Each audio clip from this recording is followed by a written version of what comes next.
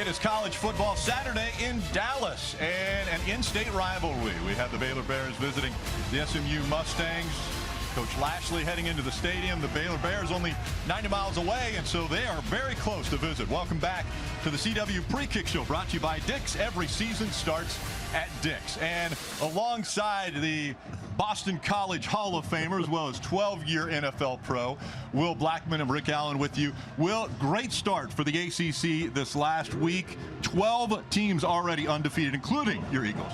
Yes, outstanding opening for the ACC conference. You have Florida State with the huge win over Alabama, and Miami getting it done versus Notre Dame. So far, man, very, very exciting. And we've already seen that the quarterback's so important already for the SMU Mustangs. And how about Kevin Jennings? Yeah, he's already the face of this SMU program. He is a dynamic dual threat quarterback.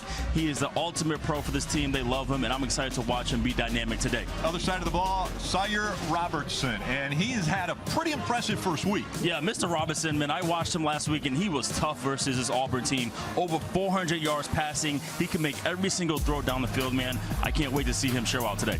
A lot of history between these two programs, the 83rd meeting between the two of them. And it's going to be a great one, a little rain falling in the area. Thanks for watching the CW Pre-Kick Show, brought to you by Dick's. Every season starts at Dick's.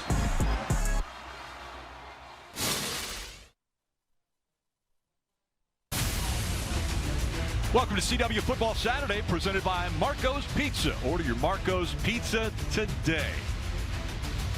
Teams have made it out onto the field, and also on the field, a third member of our team, Wes Bryant.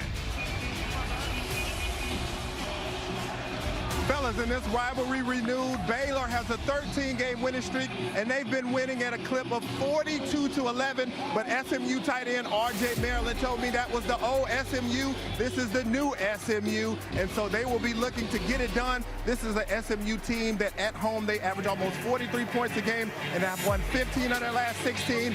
Baylor has lost their last 10 versus ranked opponents. We can't settle this with 10 paces and a draw out here in Texas, but we can settle it out here on this grass. Yeah, the gridiron's going to settle everything. And I mentioned a little bit of rain in the area. There was a thunderstorm that passed through last night. This is a new grass turf field, a grass field, so different from a year ago. They used to play on turf here. Now it's grass. Not sure if that's going to affect things. But the temperature, I don't think anybody expected this. I'm a little cold in this booth. I mean, this seems very, very comfortable. Maybe not so comfortable if you're Rhett Lashley, the coach, who's, you know, got a formidable opponent with Baylor on the other side of the field, especially after the success that Baylor has had over the last 13 years. And right now, Dave Aranda at the helm of the Baylor Bears. Yeah, exactly. We spoke to Dave Aranda, and he's very calm in this situation. He's ready for this battle, and he's very optimistic in terms of what this team can do. So it's going to be very, very exciting here, Brett. And it's going to be the Baylor Bears kicking off to the Mustangs to get this one underway. Rhett Armstrong will take care of kicking duties for the Bears. Back deep, Link Rhodes and Chris Johnson. And kick underway, and the Battle of Texas underway today. And that one goes out of the end zone. They'll take off from the 25-yard line. Here are today's impact players, brought to you by Old Spice. Will? Yeah, on defense, Keaton Thompson, he is the engine of this Baylor defense, earning all Big 12 and All-American recognitions, piling up 114 tackles. Last week had his career high with 16 stops. You also got Devin Bobby, 4-year starter, outstanding safety. And for offense, Chris Johnson, he is the speed burner from Miami. Romelo Brinson, Miami transfer as well. 6'2", has the size to win contested catches. So, man, here we go. Yeah, Chris definitely going to be one of the targets that we were going to see out of Kevin Jennings, the junior, behind center. And he'll throw on the first down, way over the middle, wide open, tip, caught down to 3. Big play early for the Mustangs. He's at the 10, the 5, Romelo Brinson in the end zone. Right on cue, let's go. Romelo Brinson with the outstanding play. You like that, Rick, right? Already, impact play, making impact plays. And then when it was a little underthrown, it was tipped by the defender, and then he was able to do a circus catch to grab that thing, pull it in, and take it all the way.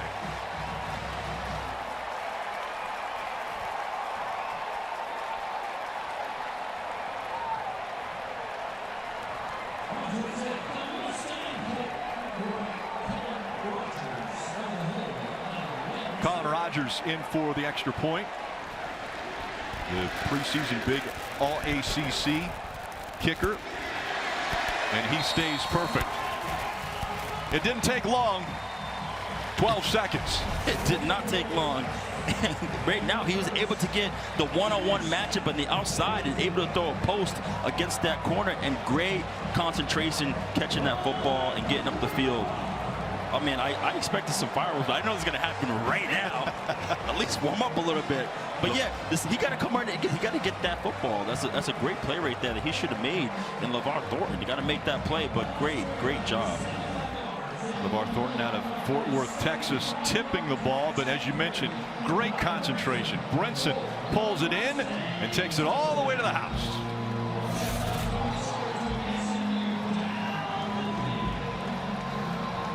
There is Romello there.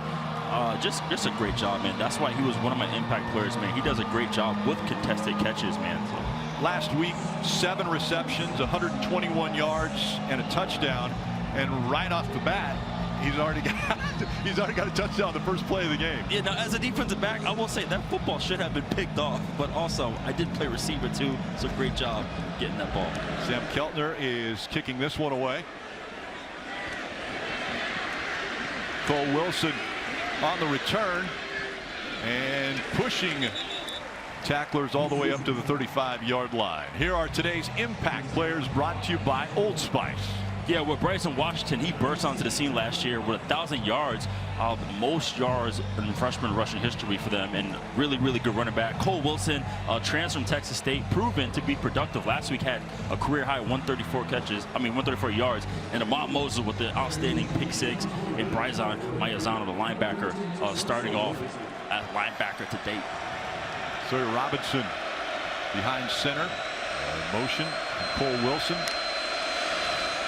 And they're going to hand off up the middle. This one, Bryson Washington. You mentioned it at the open. The sophomore, so talented, shattered all the freshman records for rushing yards a year ago. Over 1,000 yards, 12 TDs, and he gets the first carry for 5 yards. Yeah, he had a couple of games last year where he had about 190 yards. So, man, he's an explosive running back. They get the handoff again up the middle. And that big line pushing forward for 2. Jeffrey Mba on the stop. Yeah, this is something that Baylor was not able to display last week, was run the football, hence why they threw the ball over 50 times. So, you know, try to get a manageable 3rd down, which I think they have right now, and then try to get the ball out quick and get this 1st down. Robertson's been so mature behind center. Surveying the field, goes to his 3rd check and misses him. Intended receiver there, Josh Cameron. Yeah, that was just a clean miss. That's something that he's able to make all the time, but it looks like they're staying on the field here, Rick. A 4th down, and interesting decision here out of Coach Aranda if he keeps his offense on the field. Yeah, he just wasn't able to step into that throw, hence why he sailed it a little bit outside. Will, you surprised by this?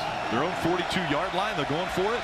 I'm not. I mean, what SMU did being explosive, why not, man? Throws this one downfield and over the head of the receiver, but we've got flags on the play. Intended for Cole Wilson there.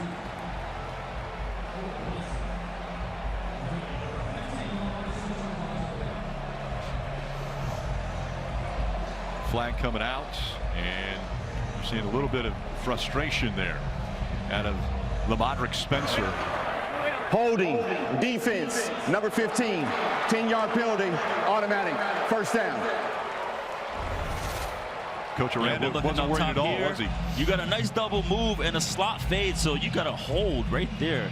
Yeah, he knows already. Yeah. It's like, damn it, 4th down, I can't make that penalty. Slap the helmet there. And 1st down for the Bears on now SMU side of midfield.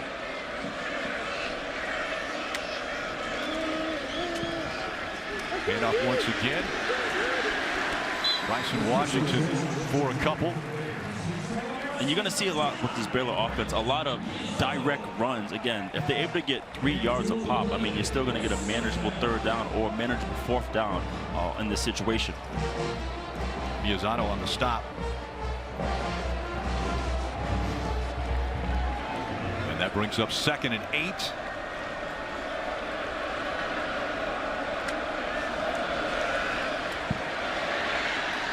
Robertson pass complete out into the flat to his running back Washington.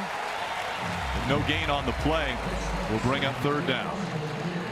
That's the one thing about this secondary with Moses and Okovia is that they are very, very sound tacklers on the perimeter. So great job right there on the quick screen, closing the space, making that tackle.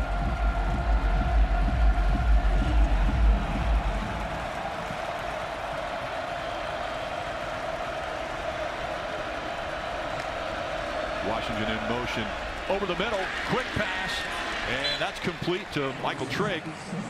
And Trigg, what a player that young man is.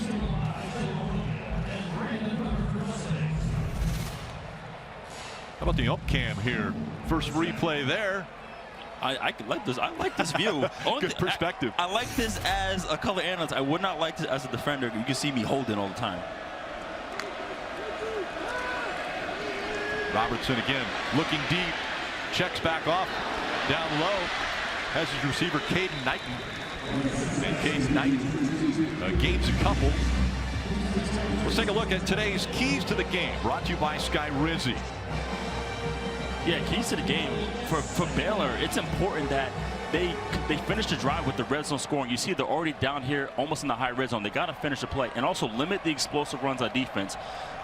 For SMU, balanced offense so far. I mean, they're out there being explosive already, and also too, you know, be really, really sound on defense. Caden Knighton gets the handoff this time. He tries to go right behind the center, and nothing doing there. Maybe a gain of 2. Isaiah Smith on the stop. Isaiah Smith, the senior out of Washington, D.C.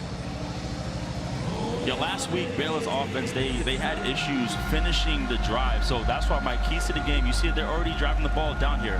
Granted, they had a penalty to help them out, but it's important to finish this drive.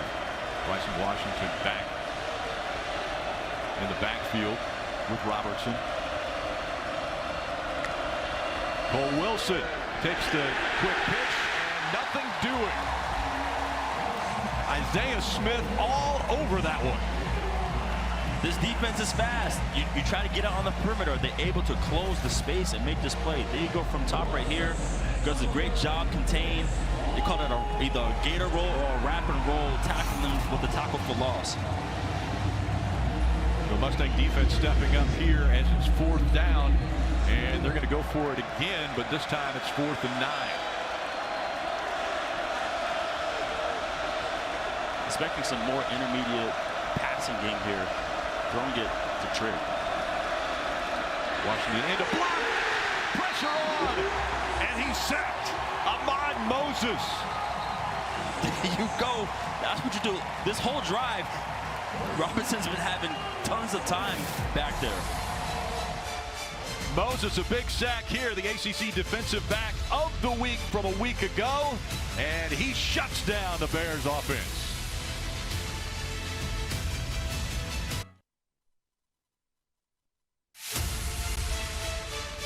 You're watching CW Football Saturday, presented by Marco's Pizza. Order your Marco's Pizza today. What a week number 1 it has been for the ACC. Big wins. Florida State a part of that, defeating Alabama and then Miami. What a game for Miami as they have jumped into the top 5 in the rankings, and SMU getting ready for their 2nd offensive play of the game. I know that's surprising. Yeah, right, exactly. It's already 7-7. Handoff inside to Chris Johnson Jr. And he'll work forward for about 6 yards. Yeah, I'm excited about this kid. He reminds me of, you know, Brashad Smith from last year. Not as physically sound. Brashad came in with a NFL-ready body, but man, he has a 10-4 speed that he's going to put on display today. They call him top 3 as far as speed on the team, and he gets the 2nd carry and breaks it almost up to the first down line, and Jacob Redding shutting him down. That's what I like right there. He has that quick, that 1-2, that boom, boom, 1-2 step that I like to see. Here you go again. Great footwork. And again, up the middle for Johnson. And this time gaining about 2 yards. Keaton Thomas on the stop. Rick, you're going to see a running back by committee here today. They're going to use everyone in the backfield. TJ Harden is in the backfield now as Johnson just came off. And Coach Lashley said they need to establish a run game so it can help their pass game. Well, he told us that before they threw a touchdown pass on the first play. This one, another strike, complete just inside the 30-yard line to Matthew Hibner. Yeah, Kevin right now, he's doing a great job dropping back, and he's finding the one-on-one matches. Right now, you had Hibner on a corner route. And this fast-paced offense by the Mustangs. Once again, this time Jennings off to the side. Great one-handed catch. TJ Harden. Look, it wasn't many yards, but it was a hell of a catch. So That's right. It's going on the highlight. Reached out for that one, helping Jennings' numbers. But again, it just tells you the kind of athletes they have in the backfield. That's why they're using everyone. Great change of motion there for TJ Harden. I'll show you once again this catch. I'll tell you what, they make some nice gloves these days. I'm just letting you know that right now, Rick. The technology with these gloves, but that's one great catch right there by TJ. That was. That'll bring up 3rd down. 7th play of the drive for the Mustangs. Derek McFall now, as we mentioned, this is a redshirt freshman in the backfield. Running back by committee. Jennings surveying the field again. This time he's going to scramble. He's still looking for receiver, but wrapped up, gets away. What a move by Jennings. Gets back to the original line of scrimmage. Maybe a gain of 1, but probably ran 40 yards. Yeah, this was crazy. I don't know how he got out of it. If you meet him in person, Kevin Jennings is not a big dude, but man, he is very slick and slippery and got up out of there. Shifty there for Jennings. And got a player down on the field.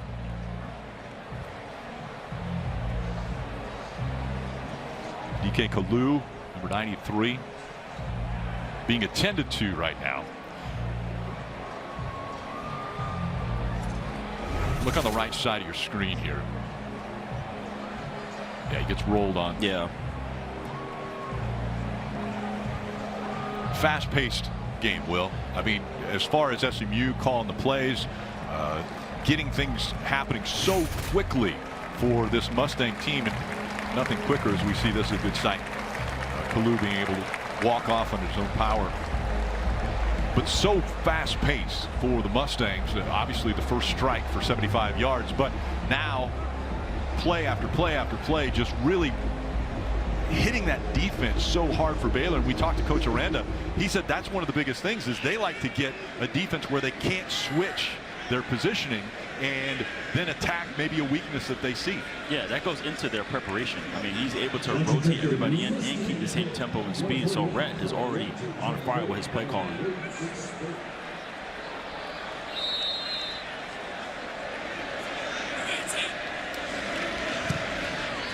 And the field goal attempt is good. Colin Rogers puts more points on the board.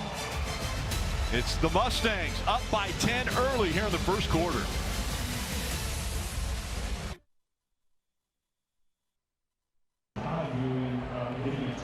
Let's take a look at that Pacific Life replay. Will, play number 1. Ladies and gentlemen, we wasted no time. Coach Rhett Lashley was able to identify the one-on-one matchup there. Should have been picked off, but Romello Brinson does a great job with concentration, getting the football up the field and getting to the end zone for 6. Pack Life, nearly 160 years strong with financial strategies for a more confident future, and nobody more confident right now than Romello Brinson after getting him on the board early for that initial touchdown. And Cole Wilson back, and he's going to field this one at the 3-yard line. making tacklers miss. Wilson all the way over the 30-yard line. Cole Wilson trying to keep a streak alive as well. As far as completions, he's got a 31 straight game reception record that is continuing on the line. Yeah, and for his production, he's not a big guy, but he's absolutely dynamic, which is why you see him returning kicks out there, playing receiver on the X, the slot. You're going to see him all over the place. Maybe a little bit like you. Versatile there, Will? Yeah, very versatile, yes. Bryson Washington back in the backfield with Robertson.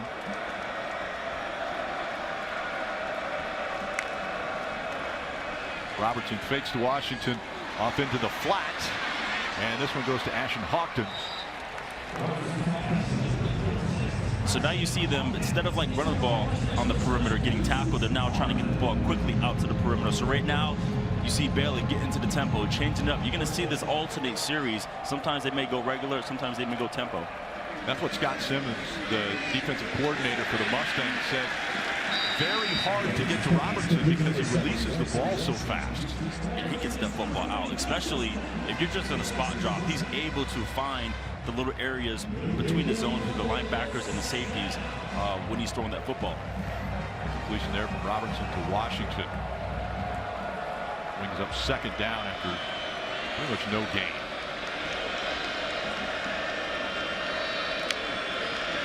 Washington in motion, and that one intended for Michael Trigg. Maybe came a little bit too early for him. Threw it over his back shoulder.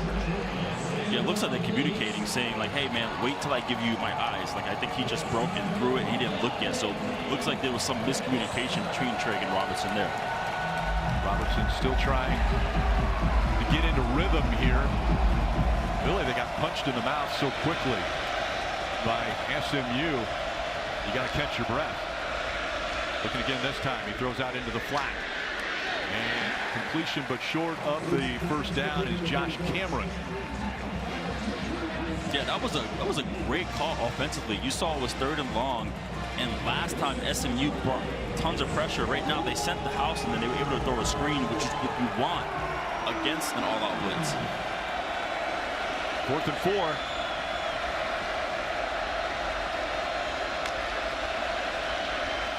Trying to draw the Mustangs off sides. Play clock under 10.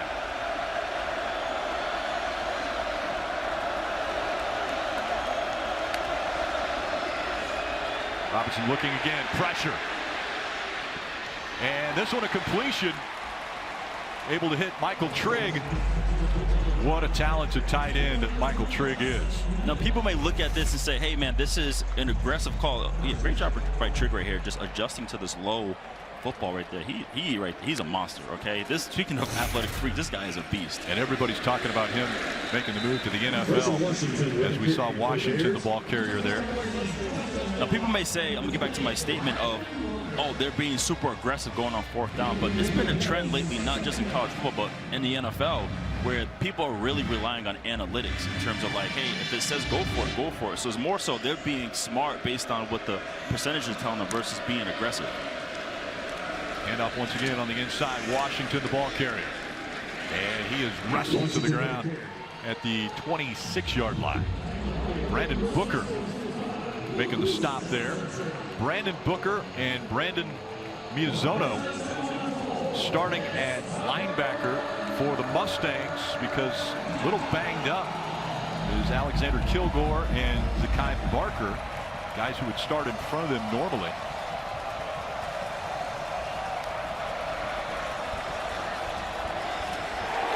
Upended before he got to the line of scrimmage. Washington. Ahmad Moses with the big hit. What a game Ahmad Moses is having already, and also coming off of last week's game where he returned an interception for 95 yards. Yeah, I'll tell you, man, these two safeties, they will come down and hit. They will tap on the perimeter. They will go in the box. They will make plays. I love these guys.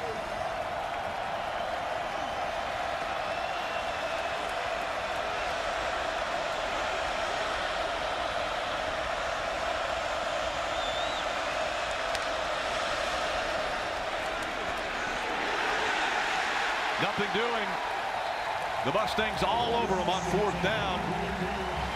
Washington not able to get that first down, and the Mustangs will take over once again.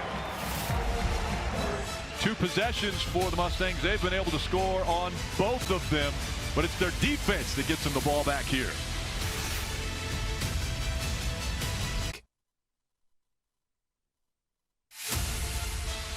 You're watching CW Football Saturday, brought to you by Pacific Life. Nearly 160 years strong with financial strategies for a more confident future. At SMU, it's called the Pony Express. Yep, Craig James, Eric Dickerson. What a dynamic duo those two were. And the Mustangs continue to be strong at that running back position. CJ back there, Chris Johnson. This time it's TJ Harden that lined up in the backfield, but pass complete to Romello Brinson. Able to see some of his RPO action. He was able to read and again find the one-on-ones on the outside. He's doing a great job of really assessing what's going on the perimeter. It's time to give to Harden, and up the middle, and that line doing a great job. That gets the first down. Yeah, that was something Auburn was able to do against Baylor last week, was run the football, which it happens to put Baylor behind, which is why they had to throw the ball 58 times. We saw him run behind Logan Parr there, the captain. They call him the professor. He has 3 degrees, and now a little bit of scrambling here for Jennings, and he'll take it out of bounds after a short gain. Cooper Lance running him out of bounds. Yeah, it was a great job right now with TJ Harden picking up the protection right there. It's good to see these running backs just being certain. He's a senior, so you know he knows what to look for and does a great job of protecting his quarterback. Johnson back in at running back. 2 wideouts left and right.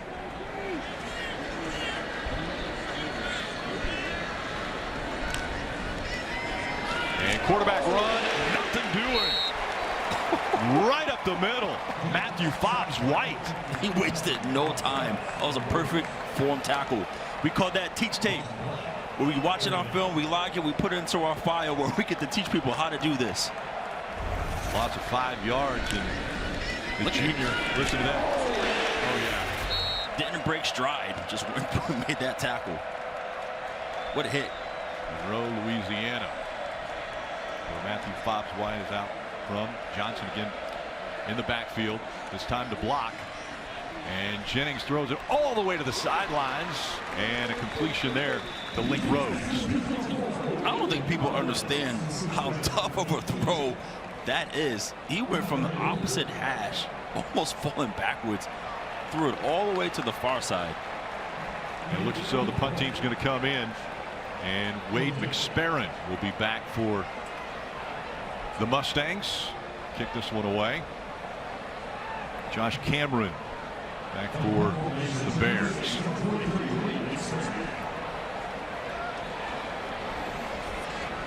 McSparron, week 1, he was the Ray Guy Ray's 8 award winner. And timeout called by SMU.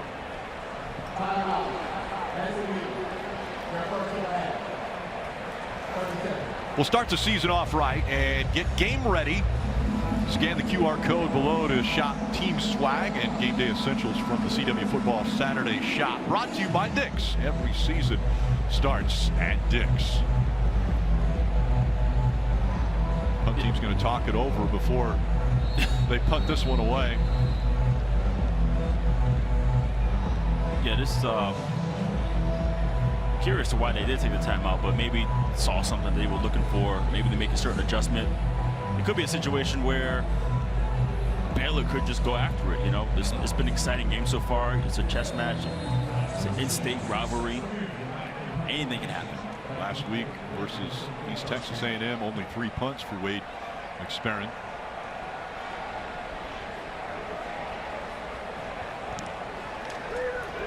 Gets this one clean away and fielded at the 15. And Josh Cameron will fall forward about 4 yards. So the changes that have taken place here in 2025, again, the strength seating. And Will, I know you commented on that earlier. Yeah. Oh, yeah, I'm a fan of that. You know, if you're a top-ranked team, but you have to be whatever 6 seed, 7 seed because you didn't win your conference, like that's a problem. So there were a lot of complaining people last year about it, but I agree with that one. Yeah, enhanced strength of schedule as well as your record strength coming into play this year, a little bit more for the 2025 season. Caden Knighton back for the Bears. And Robertson fakes to him over the middle and completion to Josh Cameron. This is where Sawyer was successful last week, was against Auburn, was he was able to, again, throw those inside intermediate throws. He has such a quick release that these linebackers cannot react to that throw. And looking again for Cameron, and he pulls this one down. I know Mom Andrea is going to be happy watching her son with that catch. He always comes out on the field, Josh does, at the beginning of games, looks where his mom is. It's very special that his mom's able to make every game. She's had a double lung transplant, so for her at the game, it is a very big deal. That's going to end the first quarter, an explosive one at that, especially for the Mustangs. Play number 1 went 75 yards for the touchdown, and they're up 10-0 at the end of the first quarter.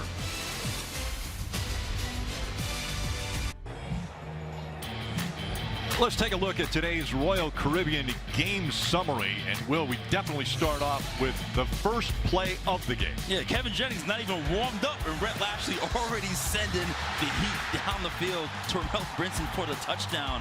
And you look at Baylor being aggressive, right? 1 for 3 on 4th down, trying to get there. But right now, despite doing all that, it's still 10-zip. And quick carry there for Caden Knighton as second quarter underway. Again, Baylor getting back to what they were doing earlier before they went tempo, right? These direct runs. You're going to see more perimeter passes. They do a lot of motioning. You already seen that already, so you'll see some more of that. More perimeter passings, more direct runs. Miranda has a lot of confidence in his quarterback as he sits back, surveys the situation. Had a wide open receiver in the middle, but decided to use the legs, and he'll go for about 5. Yeah, I mean, right now, you can look, this offensive line is doing an outstanding job, only sending 3 on that pass rush. So he's right there chilling, having a cup of coffee, which I might go get myself. How about the ump cam? The ump cam is pretty cool. Yeah, it really is. Right at us. Washington back next to Robertson, and he's going to get the carry and breaks up a hole almost to the 40-yard line. He's at the 41.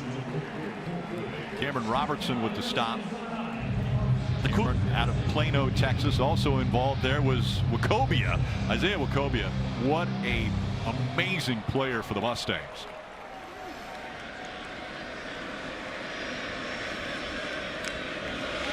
First down play, and this one over the left shoulder, and incomplete to Ashton Hawkins.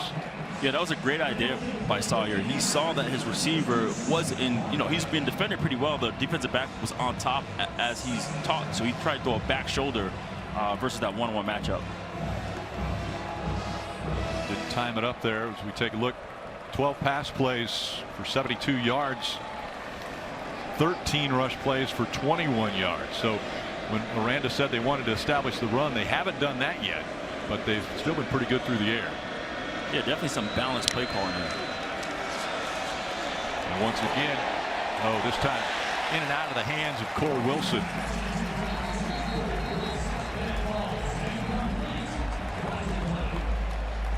Isaiah Smith with the pressure. Yeah, he was relentless off the edge right there. He knew right away. Yeah, holding me. Looks like we got a flag on the play. Holding, offense, number 69, 10-yard penalty, second down. Yeah, he came right off the edge right there, aggressive.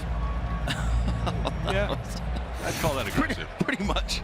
Sidney Fugar with the flag that time, so that backs him up. But this is what SMU is going to need. If they can just rush 4 and drop coverage and create pressure, that's a big deal. Because lately, when they've been rushing 3 or 4, Sawyer's been chilling back there, able to deliver the football.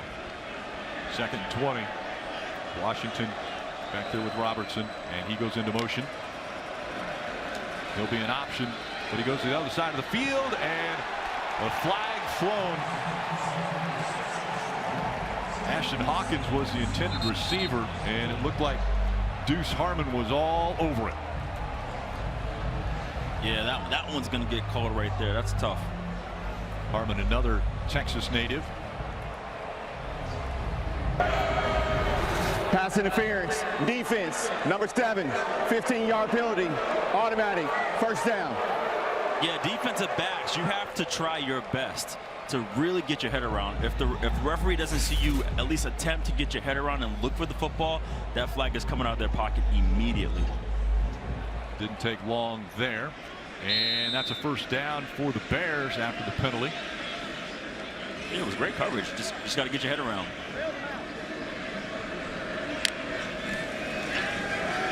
Takes a handoff and quick pass. This time out to Kobe Prentice. Senior out of Calera, Texas. Transfer from Alabama. And he gets a catch. Second and short. And stacked up at the line of scrimmage again. And Washington not able to fight through for the first down. Listen, Rick, when I can hear the pads from way up here, that's how I know some real action is going on down the field. Hearing the pads click, man, that gets me excited. It was a pop, and that time Brandon Booker stopping at the line of scrimmage. Third and short. Crowd making some noise here.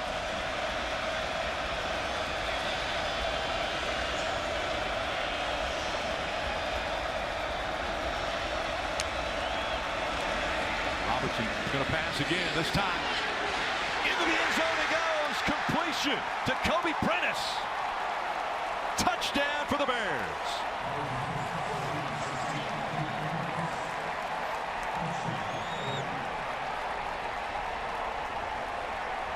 And Will, maybe a little push off here. What do you think?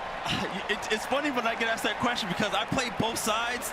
Listen, a little push, but I'll tell you what, though, it was a heck of a play. Even better throw. That was an impressive run there. 3 minutes, 26 seconds off the clock on that drive. 9 plays, 81 yards. And Connor Hawkins in for PAT. It is good. Coming right into your living room. Look at this spiral. And it's Prentice that gets him on the board.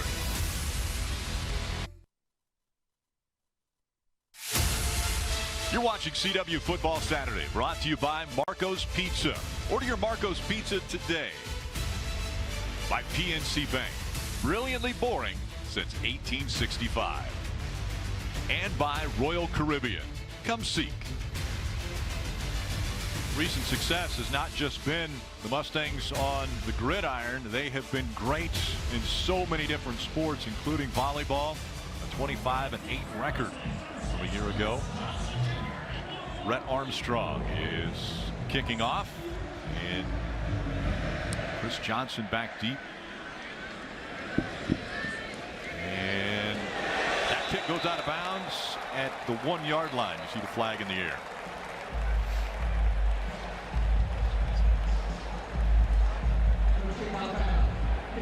The ball will be placed at the 35-yard line. First down. CW Sports Saturday continues as we head out west for a matchup between Fresno State and Oregon State. Then buckle up as the NASCAR Xfinity Series speeds into St. Louis with drivers fighting for every point on the road to the playoffs. Finally, San Diego State looks for a big road win against Washington State. Don't miss a second of the action. CW Sports Saturday continues next only on the CW. Jennings heading the other way now with his Mustangs. I'm taking another shot right here, Rick. If I'm SMU, I'm going down the field right now.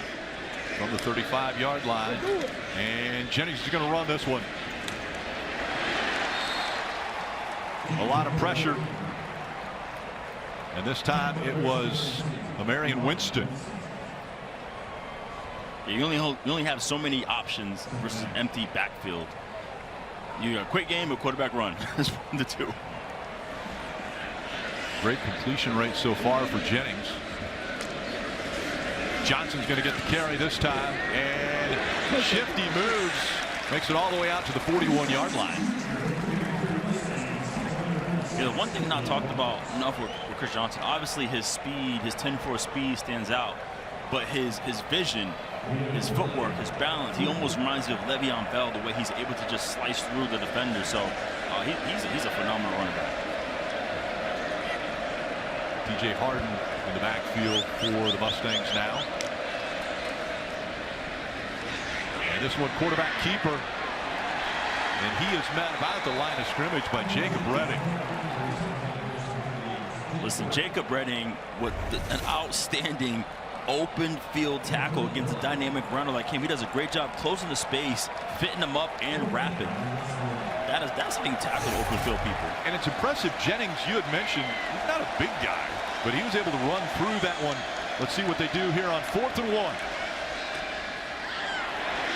Quarterback keeper again, and off the right side, he'll get the first down as he gets to midfield. Baylor might want to start setting that edge on the left side. so far, there's been a few runs already on this drive to that side. I was always told by my defensive coordinator, no edge, no chance. Yeah, short side of the field. The edge. And we've seen it out of Jennings a couple times now. Delayed handoff here to T.J. Harden up the middle. Yeah, this was a situation that they struggled with last week in Baylor, trying to stop the run from the quarterback, from the running backs, all the above, and that's what really put them behind, as I mentioned earlier. So right now you can see SMU taking a page out of that playbook. And a quick pass here, but a flag before the play. Actually, a great catch, by the way, by Jalen Cooper. A lot of great 1-yard catches today so far.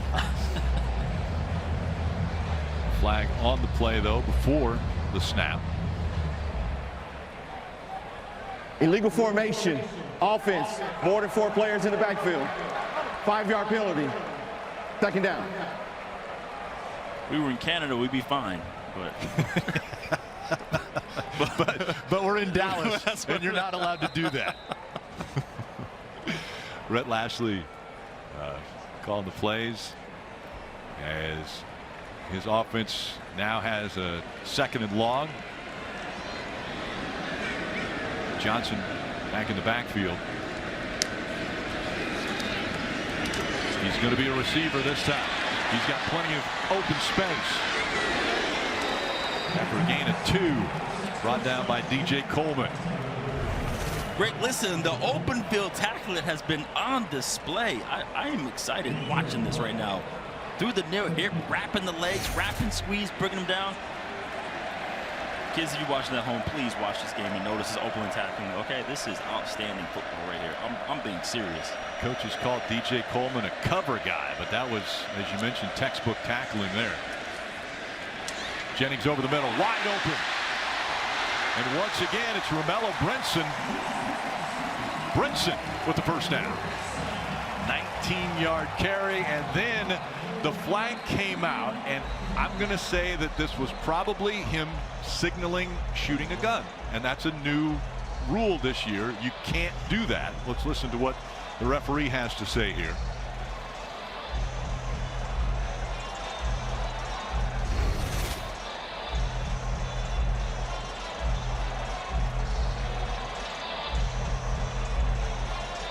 That's it. After the play, unsportsmanlike conduct. Offense, number 3. 15-yard penalty, 1st down. That is number 3's first unsportsmanlike of the game. So it's a new penalty this year. Any form of a gun or shooting or some type of explosion, they're going to call that, and that's going to be unsportsmanlike conduct. Yeah, and when the league office sends it as an emphasis for the season, like, it's going to get called. And it did. Johnson in the backfield. Jennings fakes the run, throws over the side, wide open. Johnson with that speed runs out of bounds inside the 20-yard line. Yeah, a great call again by Rhett Lashley. Again, taking the quarterback run, which they've been successful with on this entire drive, and finding 10-4 speedster Chris Johnson down the sideline for the catch. Quick pass out to the flat. And this time it's R.J. Maryland. Yeah, we haven't heard RJ a lot today, but you're going to see a lot of 12 personnel looks. You might see RJ and Hibner at the same time, but it's 12 personnel, but they're going to line up and look like 11 because RJ lines up a lot in the slot. R.J. Maryland out of South Lake, Texas. T.J. Harden in the backfield now next to Jennings.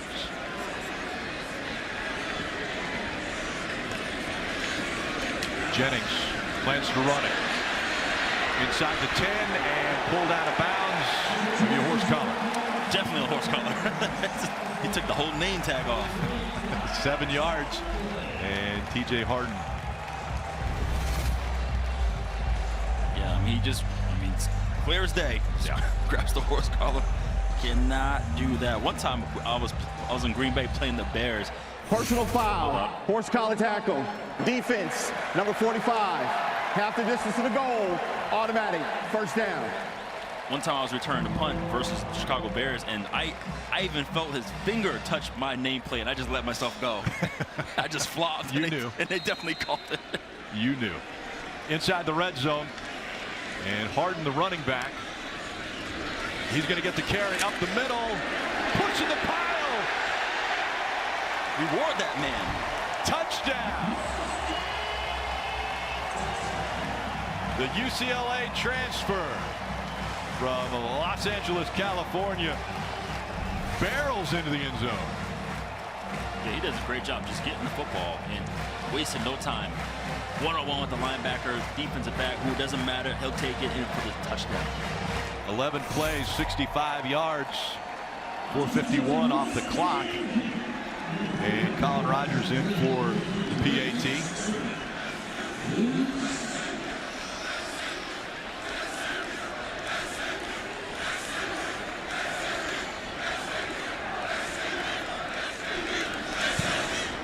As the crowd is cheering on SMU once again into the end zone. It's a 17-7 lead for the Mustangs.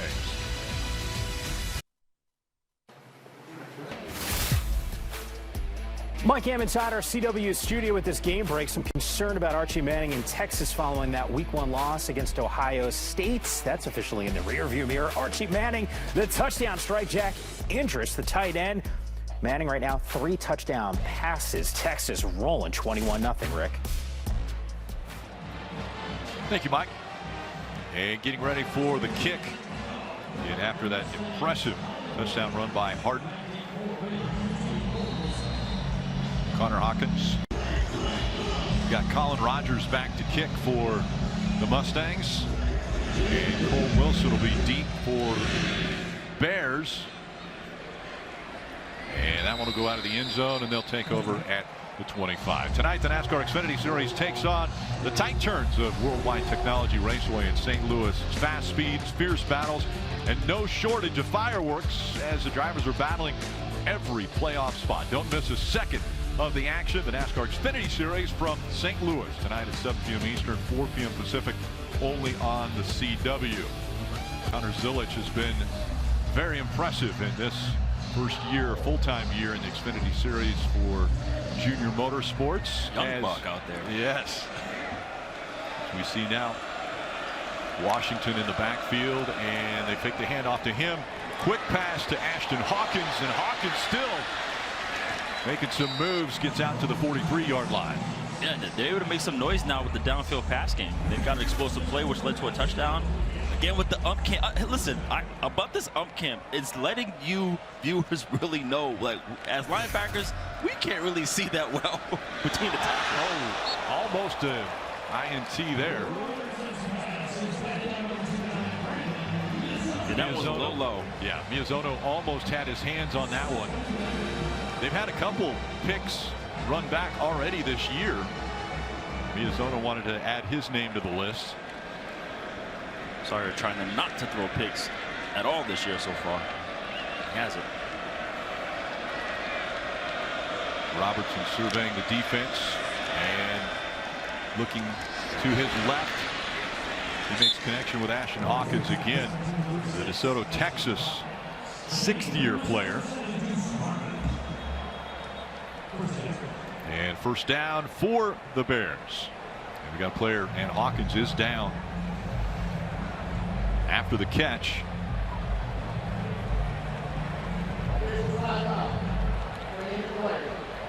Hawkins transferred here, Texas State, to the Bears, and so crew will take a look at him. We'll be right back.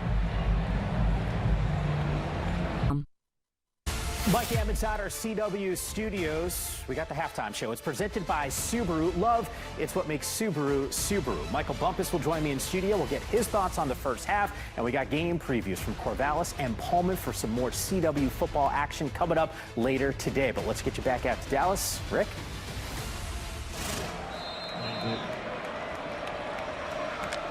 Steady rain starting to fall here as we see Washington, the ball carrier, and a little extracurricular activities after the play is over. Yeah, looking for this Baylor offense to get back to controlling, right? Right now you see the switch, the change in the tempos, but they're doing direct runs, and then boom, try to hit them over the top for the explosive plays. And one brings up 2nd and 9. And now this light precipitation, will it affect the receivers? Not this time. Josh Cameron gets the reception on the sideline. The preseason All-American, all Big 12, all Texas. All action right now. That's all what action. He's doing. What's so impressive with Sawyer Robertson, he looks so calm and comfortable in the pocket. Like, it looks like he's not even trying when he's throwing the football, which could be an indication how strong his arm is. Hands the ball off to Washington. He takes it off the right side for one. Robertson, you mentioned how comfortable he looks back there. 6'4", 220. I mean, you're talking pro quarterback size. Yeah, we talked to Coach Babbitt how he has full autonomy of the offense. He can make every check. He can any adjustment. It is his call on what he wants to do. So that's really impressive what he's able to do so far with that freedom. And he throws over the right side, complete. The move into the end zone. 33 yards for Josh Cameron.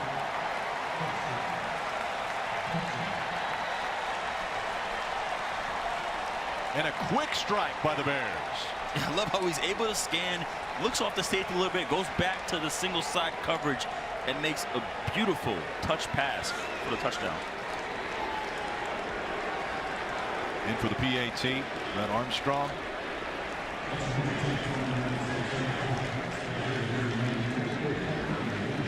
Actually, Connor Hawkins is going to do the PAT here for the Bears.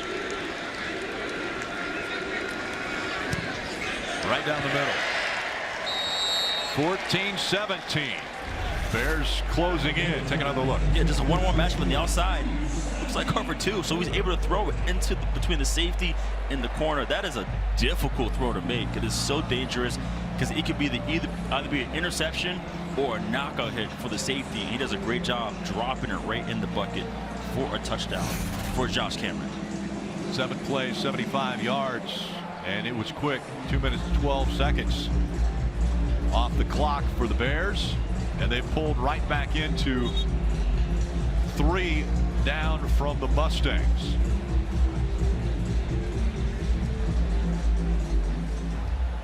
Bears will kick it away once again.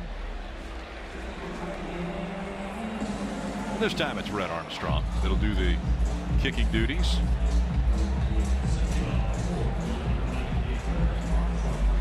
Chris Johnson will be deep once again for the Mustangs. Jennings waiting his opportunity to come back out on the field.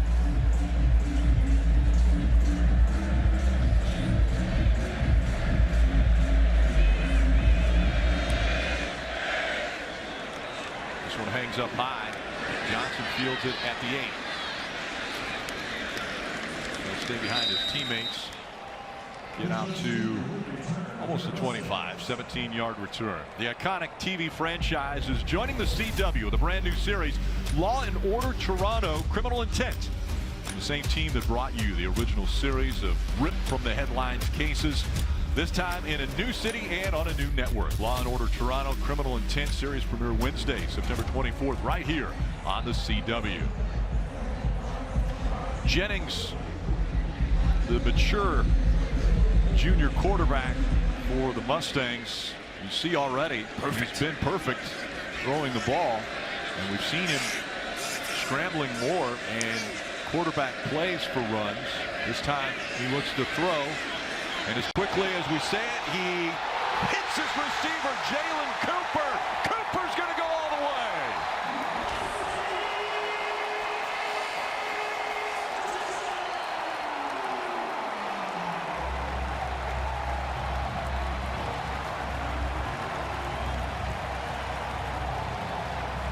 The true freshman puts his name on the list of getting in the end zone today.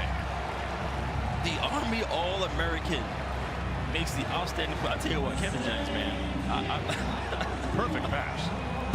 Yeah, he is perfect. 10 for 10 right now. Colin Rogers in for the extra point.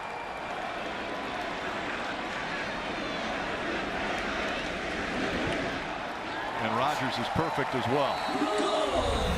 And just that quickly, they have done it twice now in this game. A one-play scoring explosion. Yeah, Jalen Cooper, just outstanding. We spoke to Catch Brett Lashley about him. Like, he already knows. He said, I threw an absolute dime, okay, on the run. Jennings, that's his 7th different receiver that he's hit today. And we talk about him perfect. Well, it's not just throwing to a favorite. He spread the ball all over the field. Well, yeah, we spoke to Coach Brett Lashley last night about receivers he's like to step up and what they can do. And he talked about Jalen Cooper, the Army All-American, like he's going to step up and make big plays, but also talks about the growth of Kevin Jennings. Like, again, he has more control of this offense. He's been, you know, he's probably the one person who hangs out with everybody on the team. Just really likable, really outstanding, man. So you can see right now just his energy, what he's able to do, getting this football to everyone on the team. Matt Powledge called Jennings Houdini with the ball in his hands yesterday when we talked to him. Well, we just saw some defensive magic. coordinator. Yes. Once again, the magic is happening out of Jennings' arm. Colin Rogers to kick away to Cole Wilson.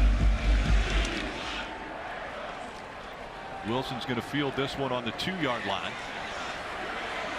And brought down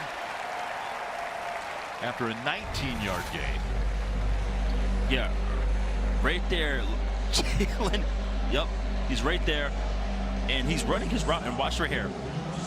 You see a scramble drill? Boom, turn up field. That's exactly what you do as a receiver. When your quarterback is in trouble and he's scrambling, you don't just sit there and wait and try to like figure out or box the player out. You turned up field. The Green Bay Packers, when Aaron Rodgers was there, that's what they were known to do. They would run a short route like a comeback or a hitch, and as soon as Aaron Rodgers would start to scramble, they would take off down the field, and that let the quarterback know I could just launch it to my receiver. Sawyer Robinson, ball in hand, throws over the middle, complete to Ashton Hawkins. And Hawkins run out of bounds after a gain of 11. So we got a duel going on right now with these quarterbacks. Okay, it may not look like it because the plays from SMU are absolute dynamites, but right now Sawyer is fighting right now. I mean, right there. If look at his if Kevin wasn't perfect, which he is, like you're like, come on, man, Sawyer's cooking right now. And another completion once again to Hawkins off the left side, and he'll run out of bounds at the 45. LeRoderick Spencer pushing him out. Another first down for the Bears. It might be quick strike for the Mustangs, but we have seen the Bears march down the field. Coach Aranda still trying to dig out of the hole from play number 1.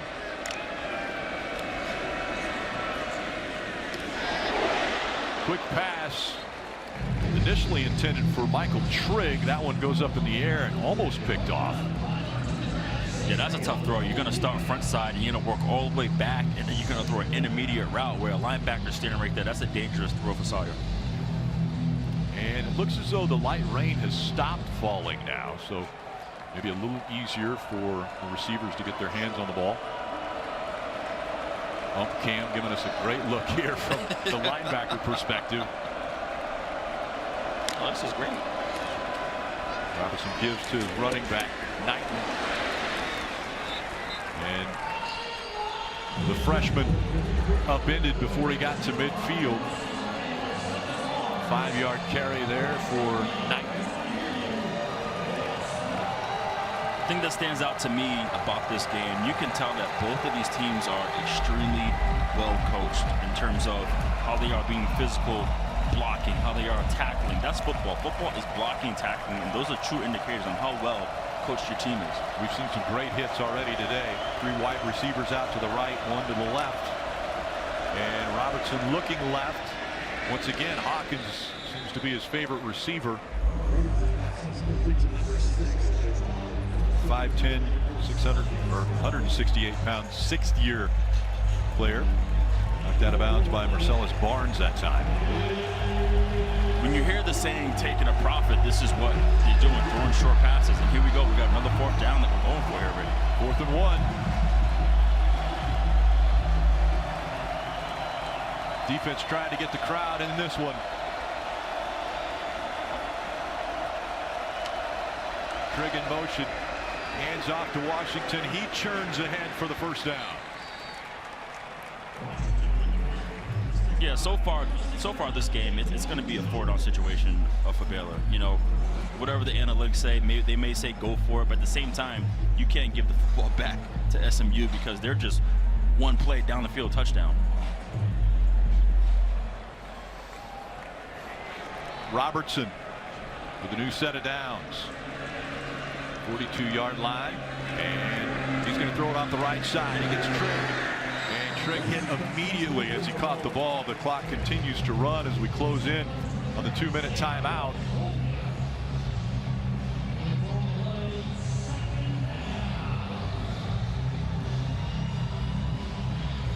And stay tuned for the final 2 minutes of the half, presented by the Wells Fargo Active Cash Credit Card.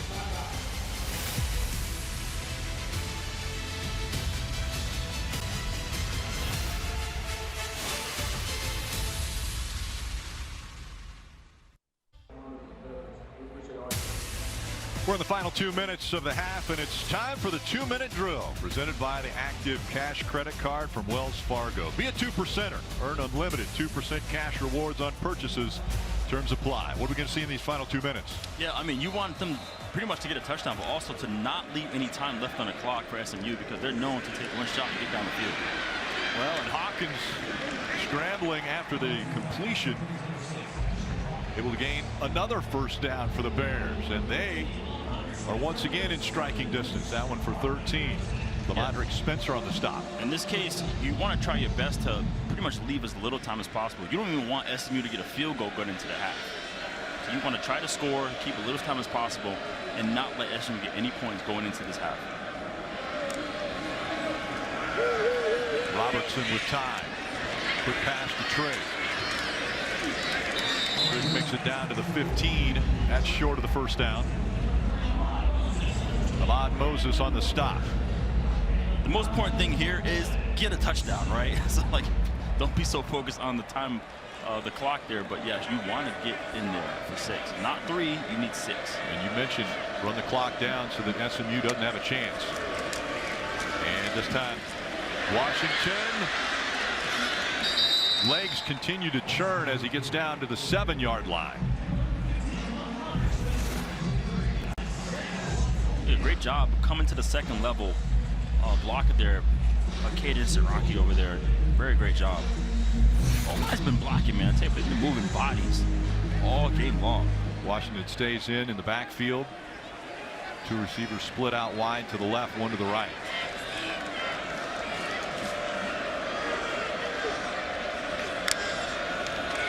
Robertson gives to Washington. Washington rolls right into the end zone.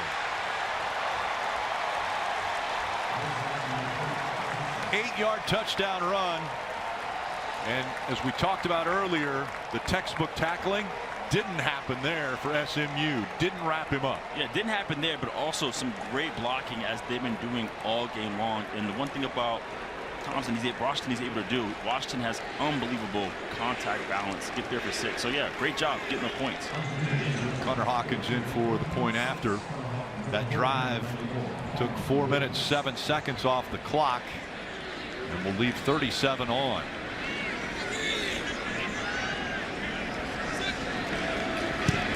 PAT is good. And once again, the Bears have pulled within 3. Look at that. You see the big boys up front just moving bodies, pushing everybody to the right side of the ump cam for the touchdown. Washington and official timeouts.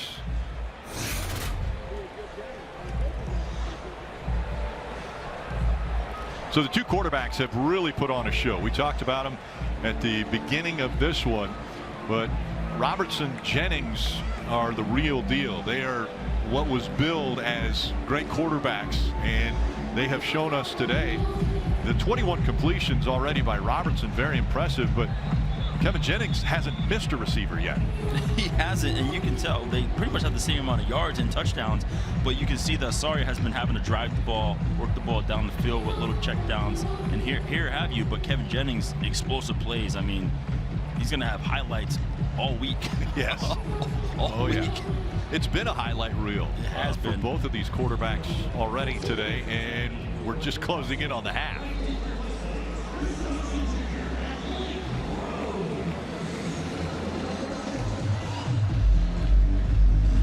Bears kicking off. Brett Armstrong do the duties. And Squib kicks it. And that one is downed by the Mustangs. News Nation Wednesday, a primetime event. Bill O'Reilly uncovers the disturbing parallels between history's most ruthless leaders and today's global threats. Leland Bittert hosts Bill O'Reilly Confronting Evil. That's Wednesday at 10, 9 Central on News Nation. To find News Nation on your screen, go to newsnationnow.com. 36 seconds, 36 ticks on the clock for the Mustangs, and Jennings has his running back deep behind him. Johnson will carry the ball, but for a yard. It looks like Rhett's just going to let this one go because you got two timeouts, right? I believe I will still try to go get some points, but it looks like right now they're going to let it go. And it looks as though they're going to let this one run down. 10 seconds ticking away.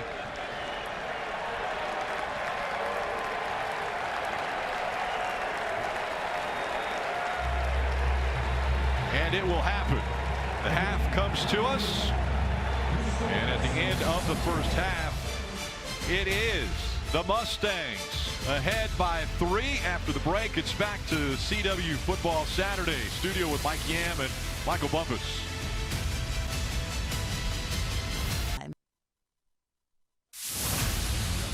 You're watching CW Football Saturday, presented by Marco's Pizza. Order your Marco's Pizza today. 24-21, the advantage for the Mustangs over the Bears. As this in-state rivalry continues, the quarterbacks, both sides, have a pair of touchdowns, and they have thrown the ball impressively today, Will. Rick, it has been an absolute quarterback clinic in terms of what's been going on here. You have Kevin Jennings right there, perfect, right? Type of 10, throwing a touchdown, absolutely outstanding. And then Sawyer has been crazy. So yeah, look at this. I mean, just first play out the gate, boom. Should have been picked off, right? Arm wasn't warmed up probably, I'm assuming. But still, Romello made the outstanding concentrated catch. And here, this is what Baylor was afraid of. They put a spy on Kevin Jennings to roll out, but the defensive backs needed to plaster, and they weren't able to do that with the outstanding throw. I mean, look at this. This is crazy. This is a legit boxing match. Kevin Jennings throwing the haymakers and the slugs, and the Sawyer out there with the jabs and the 1-2 combinations. Pretty much same yards, same TDs. But you can tell the difference right now. Sawyer's actually driving the ball down the field. If you're pressing up, he's going to throw it deep. If you play off, he's going to throw it short. Kevin Jennings does not care where you line up. He is throwing that football down the field. And both quarterbacks showing so much confidence. Oh, it's poise, outstanding. Confidence, and really, as you mentioned, putting on a quarterback clinic. They're throwing the ball. They're able to scramble, run the ball. Yeah, and this is controlled offense. This isn't like Kevin Jennings is not just throwing the ball being reckless. Like, he is finding guys who are open. He's extending plays. And Sawyer, he's just so calm and relaxed. Like, he's so unbothered. He's had the same expression on his face all game. And he's playing tough, man. So right now, wonderful performance by both quarterbacks.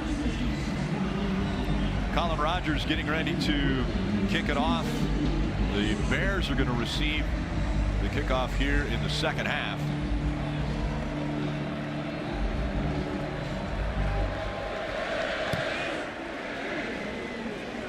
Cole Wilson going to grab it at the 3. And he hit the 17-yard line. And let's go down to the third member of our team, Wes Bryant. Talked to Coach Dave Aranda coming out at halftime, and he talked about how much Kevin Jennings was hurting them, running out of the pocket and making throws. He said they need to play with better eyes in the second half, be more disciplined, and stop coming off of receivers when Jennings makes a move out of the pocket. I think that's easier said than done. It is, but that was a big emphasis for coordinator Matt Pollard. He was saying, like, we're going to put a spy on him, but also our defensive backs are going to have to plaster when he's scrambling. So far, they have not done a great job of that. Washington in the backfield once again. Beside Robertson, he's going to throw on first down. Over the middle, wide open. Cole Wilson. The streak continues. And we mentioned that's 32 straight games with a reception. Third longest streak in the country. Ahmad Moses making the stop after a 27-yard pickup. And you go with the tempo. Robertson on the stop. And this is what I'm saying. Like, if you're giving Sawyer so much time, you're not giving any pressure on him. And if you let him stand there and deliver, it's going to be a problem. So they got to start sending some heat on this drive, because he looks way too comfortable. He's been very comfortable, and they have been able to march down the field a few times already. Hand out to his running back again. Pull off the left side, and Washington is going to pick up what's close to a first down. Again, here we are with the ump cam, and look at this offensive line doing a great job. I mean, we're going to call that Moses, just parting the Red Sea, letting Washington run through, getting to the second level without getting touched. This offensive line has been incredible today. So a great stop there by Cobia. Tipped up, and offensive lineman Caden Saraki tried to pull that down. Yeah, incredible awareness, but a great job defensive line. If you can't get to the quarterback, you see Maizano get his hands up, and a great job knocking it down by Caden Saraki. And that brings up 4th and inches. The Bears, they have done this all day long.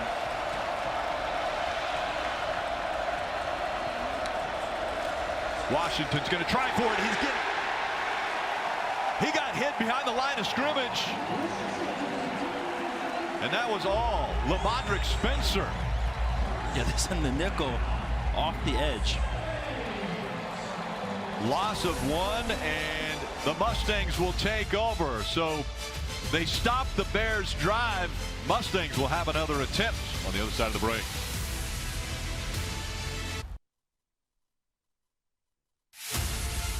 You're watching CW Football Saturday, brought to you by Marco's Pizza. Order your Marco's Pizza today. And by Bank of America. What would you like the Power to do?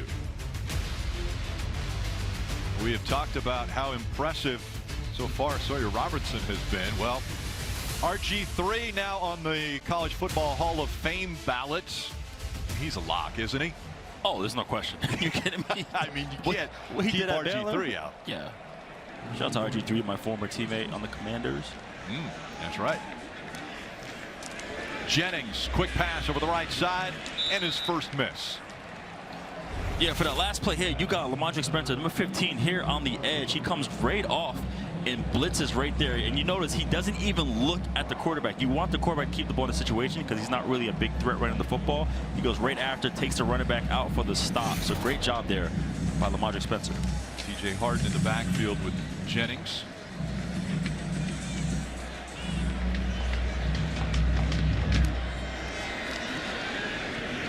Jennings looking downfield now. Scrambles, and he'll get hit at the 46-yard line. Keaton Thomas brings him down. So that's the first real mistake we have seen out of Jennings this game. The incompletion, a little scramble here. We'll see what Coach Lashley throws at him in third down.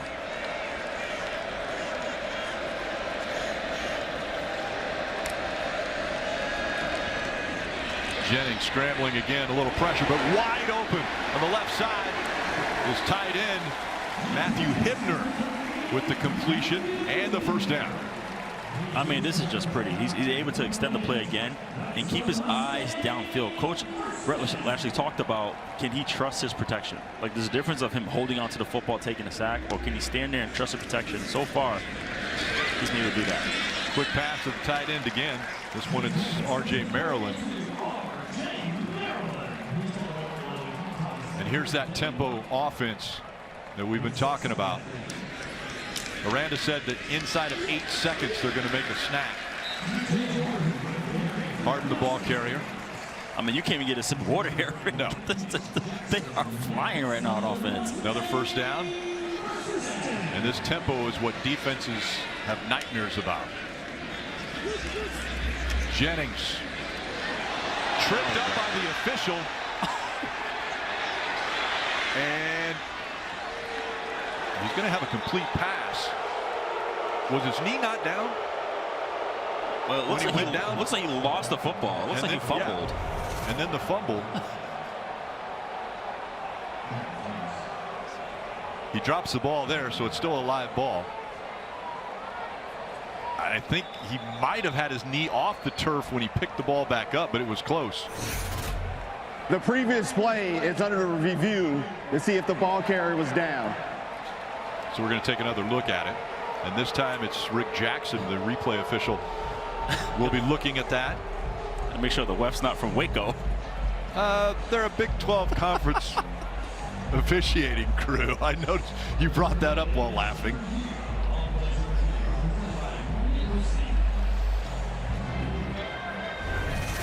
Trayvon Barrett, the referee, is going to take another look at this. But the ball's out there. Right. Now, does he pick it up? The question is, was his knee down when he grabbed the ball? That's tough. That's so unfortunate. It looks like it was. Yeah, so he's going to turn around. Is the right knee still on the ground when he grabs the ball? Because the second he touches the ball, if his knee's on the ground, it's down. They should just say no. Give him the completion. It's so close. But here's the thing, referees do watch film. They watch film, so you should know, like, hey, I got a quarterback who's going to double back and go all over the place, Russell Wilson style. So let me be heads up. Yeah, I think Rhett right now might be most frustrated with the official being in his way. Oh, I know he's livid. There's no question. Michael Mother said, why don't you shed some light on what we're seeing here?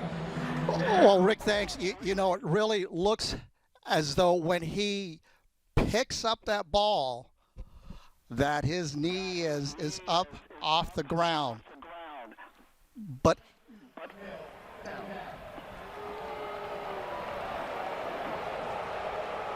we heard him say the ruling on the field is upheld. So second down. It was a loss of 9 yards, but it was a reception. It was a reception. Like I said, they'll give it to him. That's still, yeah, that's tough. Derek McFall.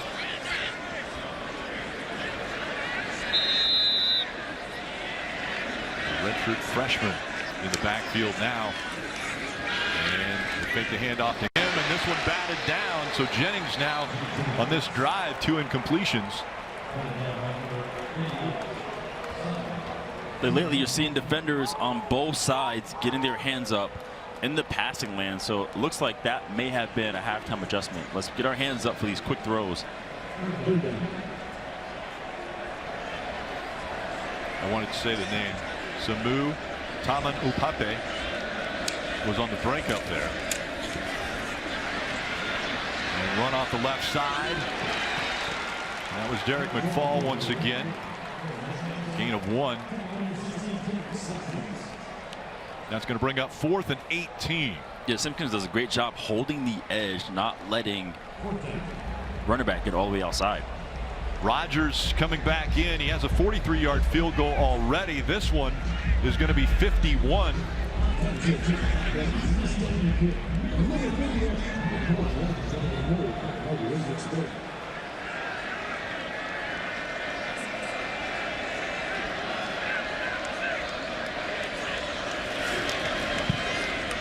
And looks like this one's going left.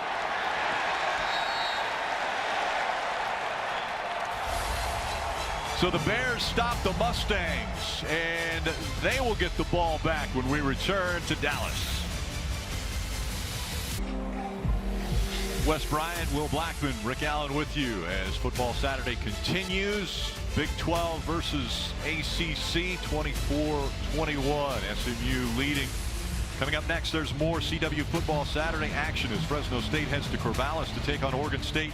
In a can't-miss showdown, Fresno State versus Oregon State. That's coming up next, only on the CW.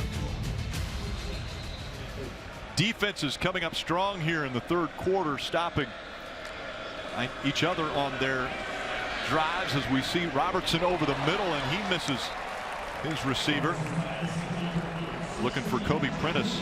Yeah, great stop by Baylor, keeping points off the football. You saw some uncharacteristic offense from Kevin Jennings and SMU, but Baylor did a great job keeping points off the board, and now you got a chance to go downfield and potentially tie it or take the lead.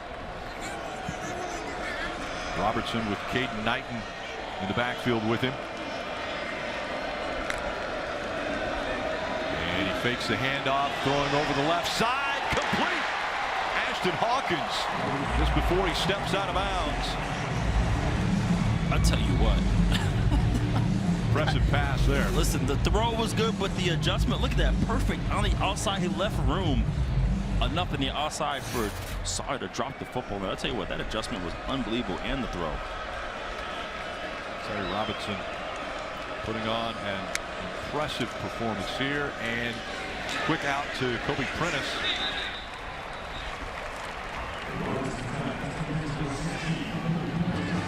Robertson, we were told by Jake Spavital that on Fridays he actually runs the receivers meetings. No coaches in there, so he's in there talking to his receivers, and they have a great relationship as we have seen today. You can tell based on the adjustments and where he's placing the football for his receivers. Caden Knighton, the ball carrier, up the middle for a couple. If you ever gone to like either professional practice or some colleges, they have a red line that's maybe about 5 yards from the sideline, and usually that's designed for the receivers to run on that to give the quarterback room to drop the football on the outside. So you can see right there, he did a great job holding that. We call it holding the red line to catch that football on the outside. 3rd and 3 for Robertson.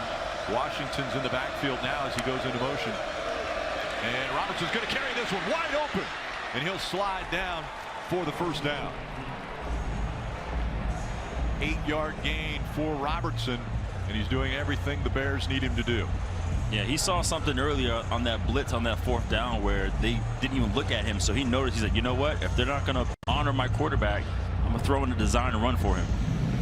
Coach Aranda, we talked to him before the game down on the field. Very philosophical and focused on his kids' attitude. And right now Robertson has the perfect attitude as he throws over the right side into the end zone over the head of Kobe Prentice. Yeah, Coach Aranda's, he's big on the on ball. Bro, looks like we got a flag down there. Yeah, flag on the play. Holding, offense, number 72, 10-yard penalty, First down.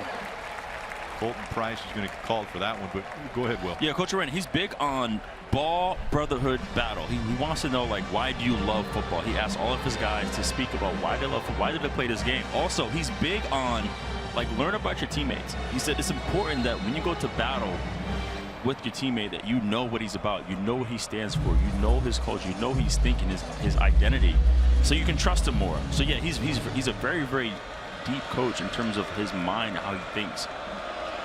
Trying to build that culture with the Bears in his 6th season as a lot of time here for Robertson. He's going to tuck it under the right arm, and he'll slide down again. This one might get called. 22-yard line, no flags.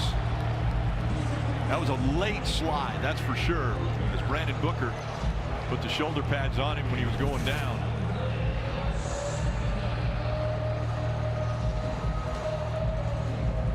Yeah, that's interesting, man. Listen, I've seen that one called several times. He does duck the head. You know, I'm not trying to call anybody out there, but I have seen this one called. But hey, let's move on. No call on that one. 2nd down for Robertson. Kicks it out into the right side and complete to Washington. Washington, such a versatile back. Just a sophomore. And now, 3rd down, 7. And it's starting to get loud here in Ford Stadium.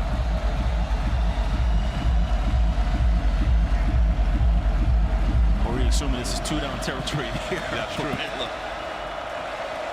3 of 9 on 3rd down conversions so far for the Bears.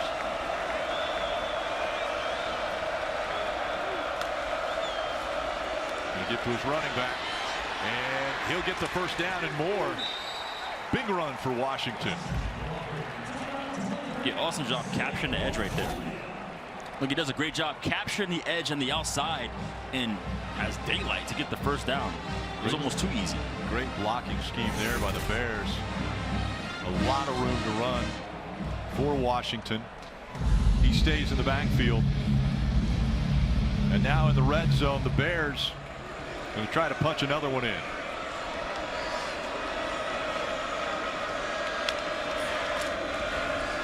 Washington moves to the right. Hit at the 5-yard line, falls forward, but a penalty flag on the play. Wachovia on the stop. Holding. Offense. Number 12. 10-yard penalty. 1st down. One of the things that Coach Dave Aranda was proud of was the no mistakes. The don't hurt yourself. You know, we're playing SMU. We don't want to hurt ourselves with penalties, but in this situation they do. Yeah, they saw that one immediately. You got beat trying to block, got blown up and held on to the jersey. That was an easy call right there. Still 1st and goal from the 17. Knighton almost in time to pick that one off was Deuce Harmon. He hit him the second the ball hit his numbers. That's dangerous because that's a top play for Baylor, and he threw that one pretty late. Unfortunately, his receiver was able to get up on that. I mean, yeah, that's a dangerous play right there. You got to get that ball out very, very quickly because these defensive backs all game long, they've been aggressive, getting out the breaks, making tackles, being physical, being tough. Harmon right there in time to break that one up for the incompletion. And now it's 2nd and goal. Again from the 17. Throws off to the left side again. This time complete. Hawkins making it back inside the 10-yard line. Well, what are you thinking? Yeah, I'm thinking here. I mean, right now we're 3rd down, right? 3rd and 9. You know, I would take a shot to the end zone here. You're already in a situation where you can tie the football game with the field goal. But right now, I'm gonna take a shot to the end zone, and if I don't get a touchdown, then I'm gonna take the points. We've seen him run it in too. Let's see what Washington does in the backfield once again with Robertson. Yeah, I'll work the tight end in the seam if he's available. Three receivers to the right, one to the left. Pressure. Robinson rolls, flag on the play, and he throws it away. But looks like it's going to be another holding penalty.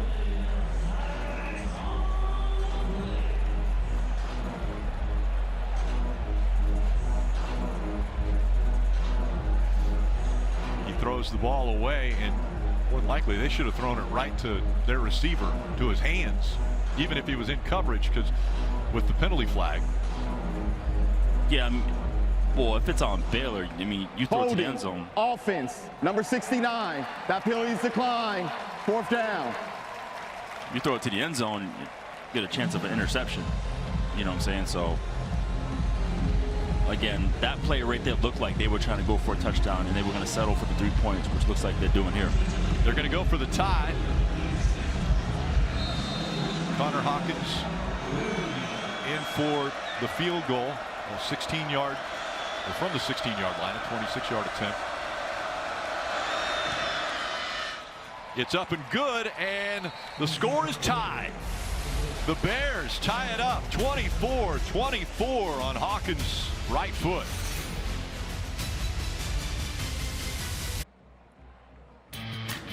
And let's take a look at today's Royal Caribbean game summary. These quarterbacks have been so on target today, Will. Yeah, they've been outstanding. You see Kevin Jennings there with the flick of the wrist, Jalen Cooper for the touchdown.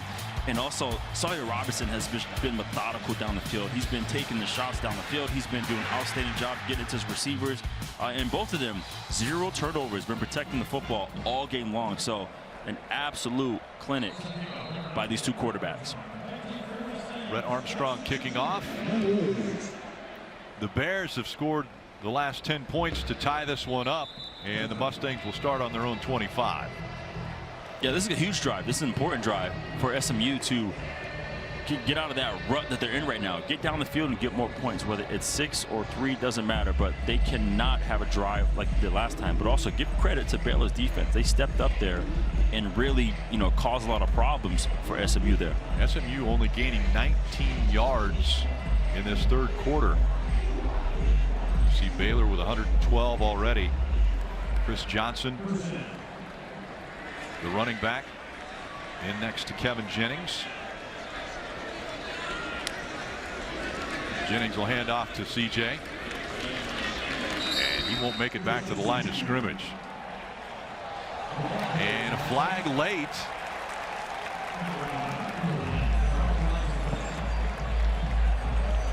This one looks like it might go against Baylor. Possible hands to the face. I seen a helmet fly off. It's really late, almost like somebody said something. The umpire threw the flag real late as one of the players was walking away. After the play is over, personal foul, unnecessary roughness, defense, number 16, 15-yard penalty, automatic, 1st down. Simpkins not happy, but take a look. I love it. We got the ump cam. We got it close and personal. He's letting you know he took my helmet off. And he threw the flag immediately. Yeah. We saw exactly what he saw. That's awesome. So 1st down after the penalty. See so far 5 penalties for Baylor, 4 for the Mustangs, as Jennings is going to throw this one. Now scrambles, has an opening and a blocker. Throws the ball out to the number 27, but the penalty flag, I believe he was across the line of scrimmage. Yeah, there was no question. He ran around in circles and definitely went over the line of scrimmage. It was a completion to Harden, but it won't be after they realized that he was a couple yards past the line of scrimmage. Illegal forward pass. Offense, number 7, was beyond the line of scrimmage when he threw the pass. 5-yard penalty from the spot of the foul. Loss of down, 2nd down. He was about 2 yards past the line of scrimmage. That black line was the line of scrimmage. So that'll push Lashley's offense back a few yards. 2nd and 15 for the Mustangs.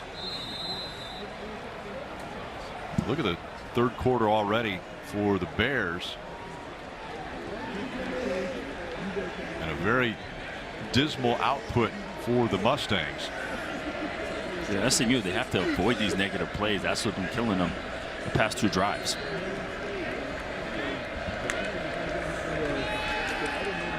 Jennings still looking to pass. This one over the top, just over the outstretched arms of his receiver, Yamir Knight. It was there. It was there. Great job with the protection and throws it just. I mean, man, that's a little. Got to lay out for that one. He did. You got to. I know he tried. He got to lay out for that one. Just over the fingertips of Knight, and that brings up 3rd and long. Play calling a little bit slower now for the Mustangs. Wide receivers right. Jennings with pressure again. Flag, and they're going to wrap up Jennings. And that will bring him down. Trevion Barnes stops him. Penalty flag, probably holding. Logan Parr may have been holding on to his defender.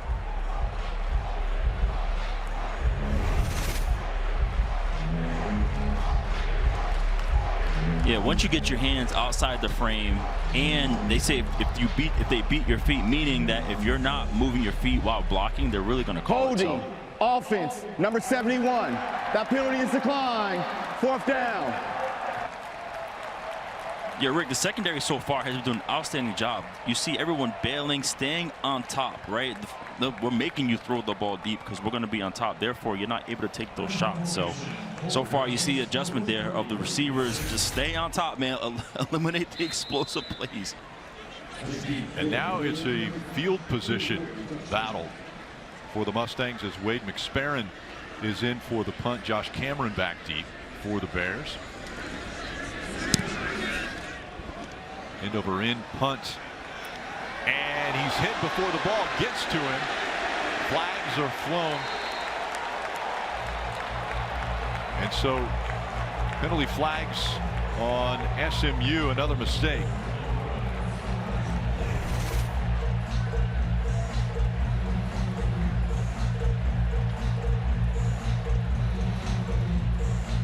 Oh boy. Lashley's like, no. Deflated. Why does this happen? Deflated. This is a rough 3rd quarter so far. It has been.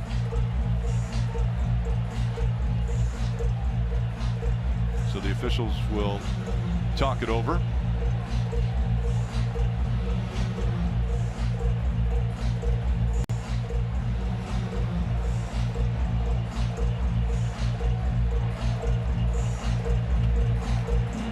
Referee Cravon Barrett trying to figure out where the ball is going to end up.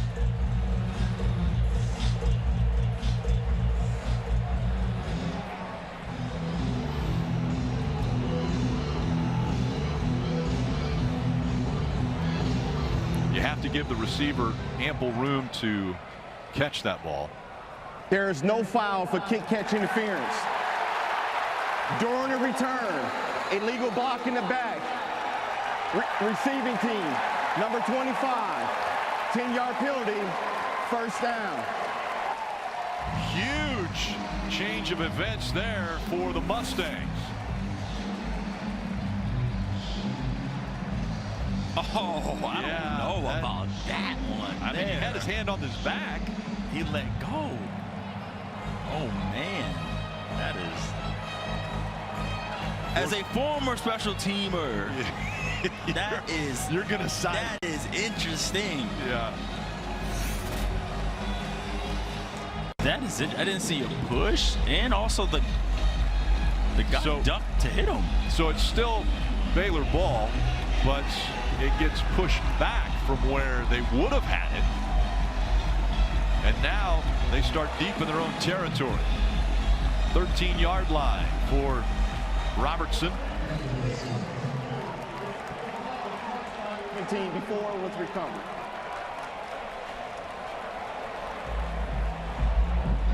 So now they're checking out to see if the receiving team, which is Baylor, if they touched the ball.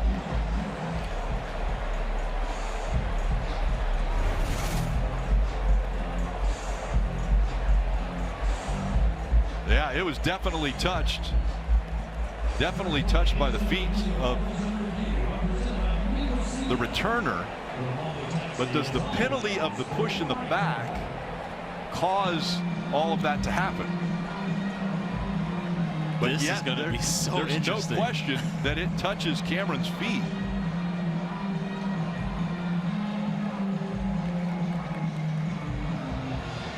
So it touches his feet, it gets kicked over, and then the Mustangs recover this ball. So if it is a live ball, it would be Mustangs ball inside the 15-yard line. This is very true, because it was a clear recovery. That's why coaches always taught us to, like, just when in doubt, just always instantly pick up the football, recover immediately, and let the referees make the decision. So great job by SMU recovering that football with indecision. Just go get it. Huge turn of events here for the Mustangs and the Bears.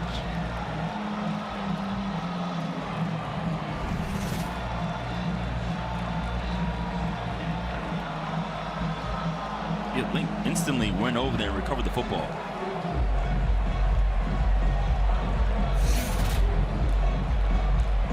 Well, Rick Jackson, the replay official, he's been busy. He's been, this second half. He's been extremely busy this second half.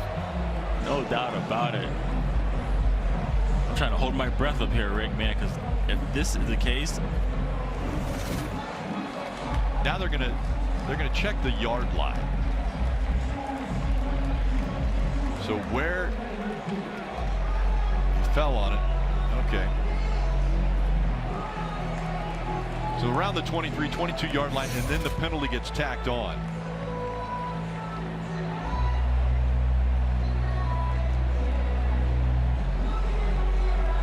So they're going to be right at the 13. It looks like 13 to 12 yard line for the start of this drive. what a change of emotions for Rhett Lashley. They get the football. He was deflated, and all of a sudden.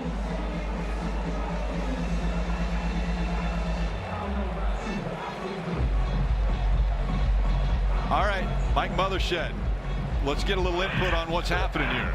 So, Rick, we have a foul by the receiving team, and he blocks that player into the receiver. So that player has not fouled. And as we see that the foul was by the receiving team. After review, the ball was touched by the receiving team before being recovered by the kicking team. The illegal block in the back is declined. It's going to be 1st and 10, SMU.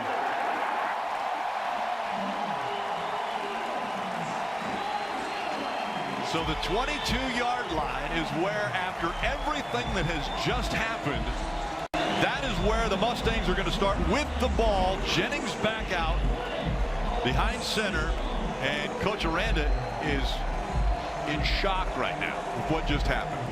I believe the entire fan base of Baylor is in shock what just happened. You go from a penalty to getting the ball, then to now a penalty decline and losing the football. And another opportunity for Jennings.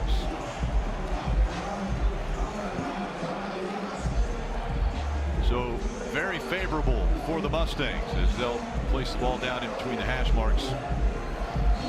Yeah, you want to take advantage of the emotion here. Take a shot down the field right now. Sudden change. Just go for it.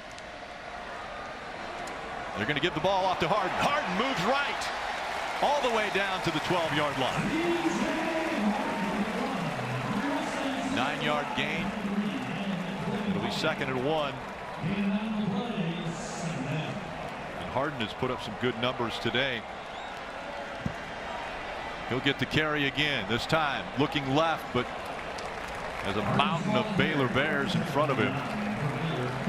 Maybe a 1-yard gain, which would be 1st and 10. Yeah, TJ Harden, the UCLA transfer, has been absolutely phenomenal in pass protection today.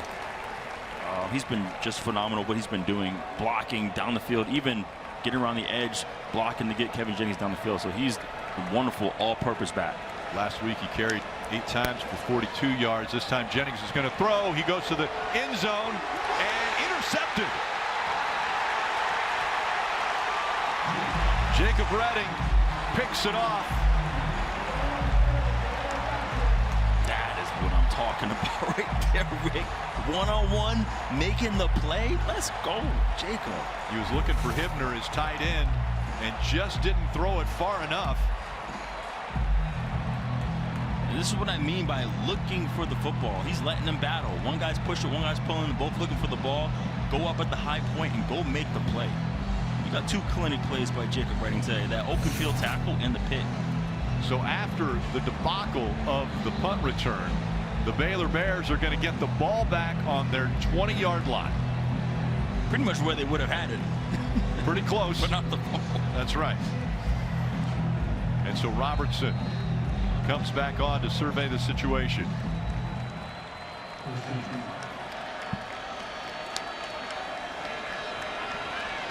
Washington stays into block, and the pass over the left side, incomplete, in and out of the hands of Lewis Brown the fourth. Deuce Harmon on coverage. Look, going back to Jacob Redding, man, he just did some outstanding things. Right now, we're in the booth. We're next to some NFL scouts over here, man. So I'm telling you, he probably made him some money. Yeah, right here on the replay. You got to get this. You got to make some money. Speaking of making money. Yeah, that was right in the hands of Brown. In and out. 2nd and 10. Jennings kicks it out to his running back, Washington. Washington with some room. A good stop there after a gain of about 7. Washington's going to limp off the field after that hit. That'll bring Caden Knight in at running back. 3rd and short.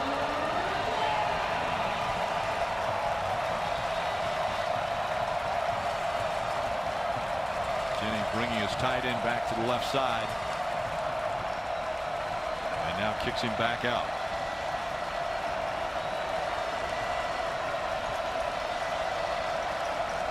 I get pressure off the edge again. He looked quick over the middle. Doesn't hit Josh Cameron.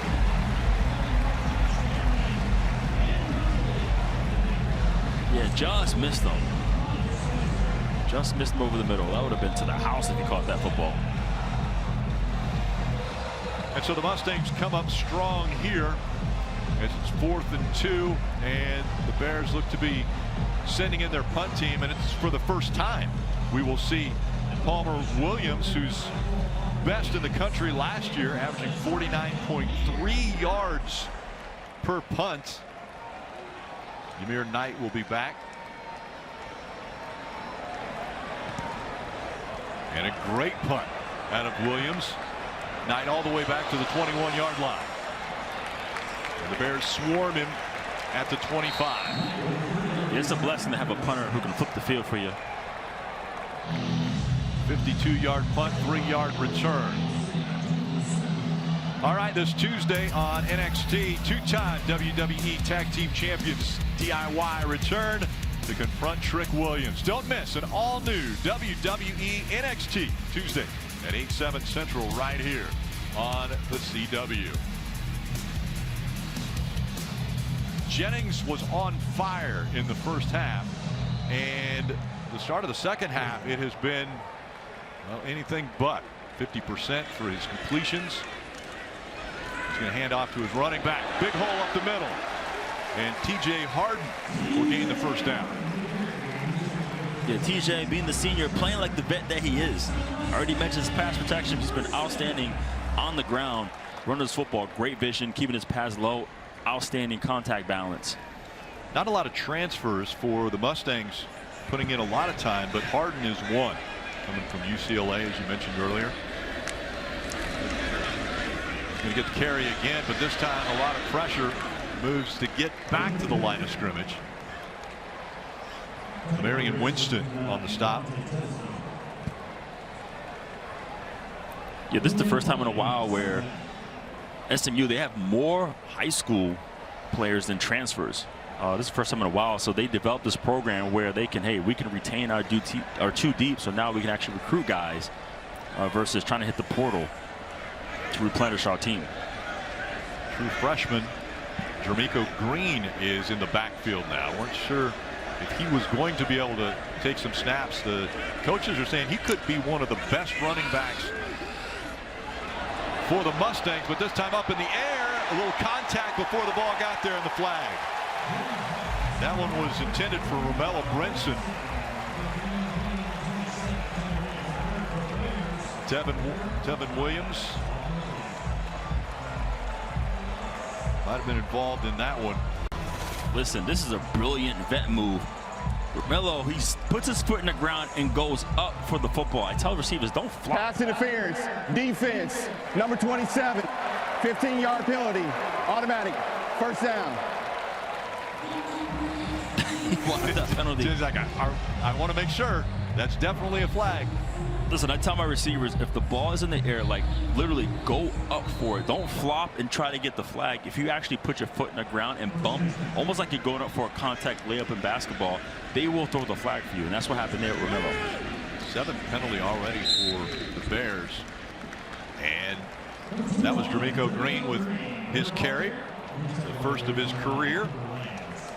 As a true freshman will get on the stat sheet, and that will bring the third quarter to an end. It is all tied up. The Bears have brought something. That miscue on the punt return and then the completion.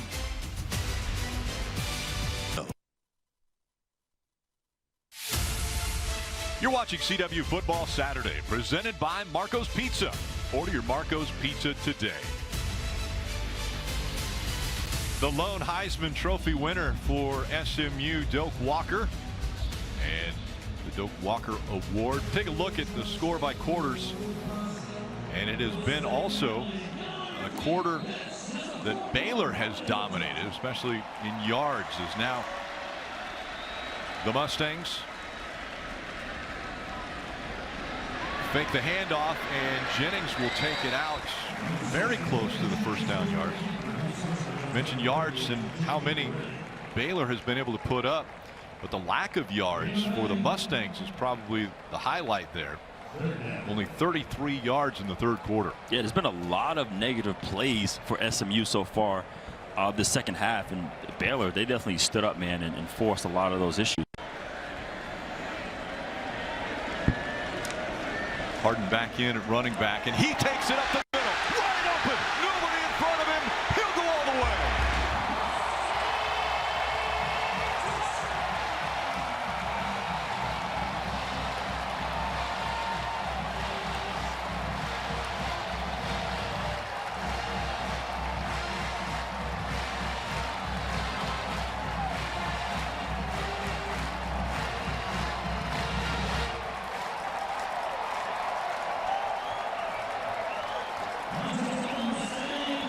Colin Rogers in for the PAT.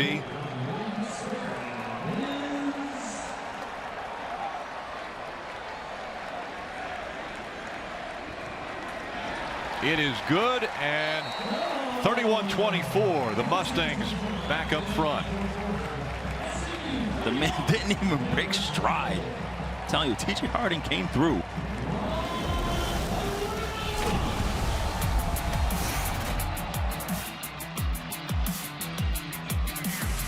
TJ Harding, man, came through here. Outstanding, man. Didn't even break stride on this situation here. We're looking here at the Pacific Life replay. Pacific Life, nearly 160 years strong, with financial strategies for a more confident future. And Harding definitely confident. And I'm guessing Lashley feeling pretty good after, again, starting a quarter with a touchdown on the first play. Yeah, that was huge. That's very, very important. They had to do that, right? They had to get another explosive play going here, because the third quarter, absolutely nothing happened from them. But TJ Harding, man, he has been phenomenal. Again, I talked about his blocking, and he's been rewarded, given the football and making plays to put them in the lead this game. Colin Rogers is going to be back for the kickoff for the Mustangs. Cole Wilson to return for the Bears. And the high kick right at the end line. Wilson making people miss. all the way up to the 27, 28-yard line. Fresno State, Oregon State is coming up next. Be sure to stay with us here on the CW. Our friend Ryan Leaf will be out there calling the action. That's our guy. Yep. Look, Rick, it is vital that SMU makes Baylor drive the ball down the field. No explosive plays. Just let them drive the ball. Let them work down the field. Take time off the clock. Got to. You must do that.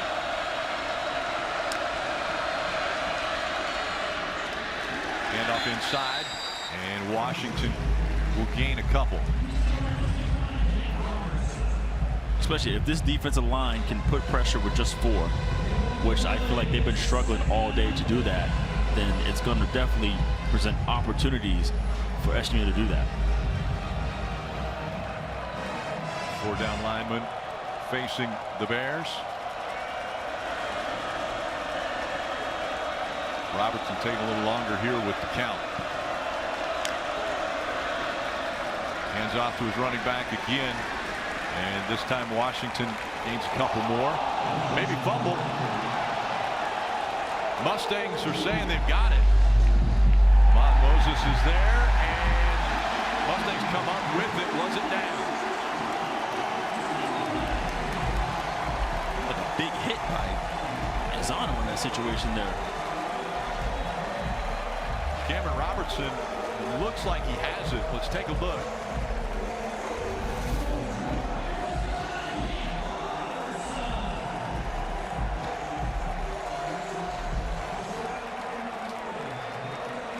Definitely stripping the ball before the bottom hit the ground. And Cameron Robertson there. Second turnover for Baylor. It looked like it was definitely on its way out right before he hit the ground. Another look here. You see the ball. It's that extra effort that Washington's trying to put in. Left the ball exposed. They always say when the person is wrapped up, the second man in, go for the football. In this case, that might have been the third or fourth person that came in and got the football. But get that football out as long as they're wrapped up. And so the Mustangs will take over short field here. Derek McFall and TJ Harden in the backfield.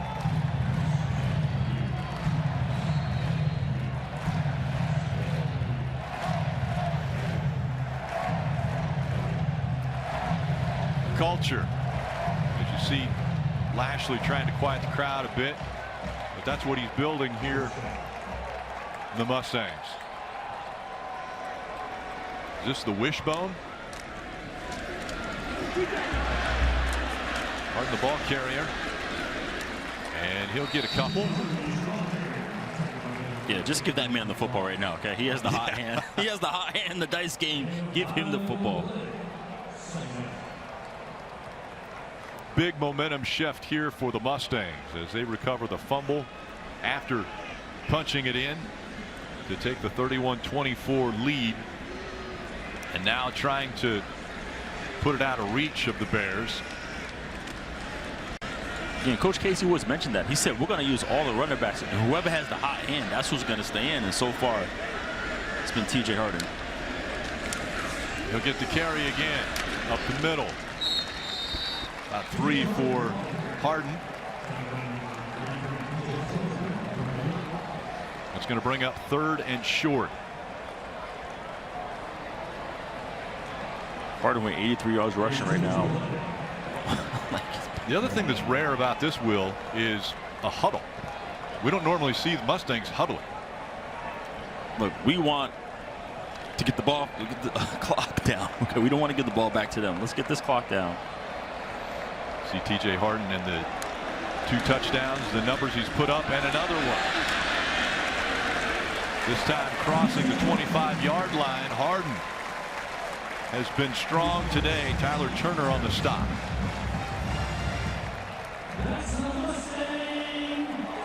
Another first down, and Harden had the ball in his hands again. They're going to continue to give him the ball. This time, though, We'll see what Lashley draws up. Yeah, right now, let's get some positive plays. In a situation, they can run the football. Last week against Auburn, Baylor against Auburn, they weren't able to stop the football, especially in the fourth quarter. So, again, it's a copycat league in pretty much all of football, and you see SMU doing that now. Jamaica Green, the ball carrier, and he'll get down to the 19-yard line.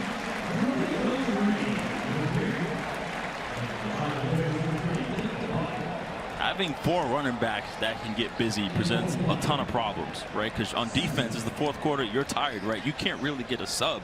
So now you're dealing with a fresh running back every 3 to 4 carries. As you mentioned it, redshirt freshman Derek McFall comes into the lineup.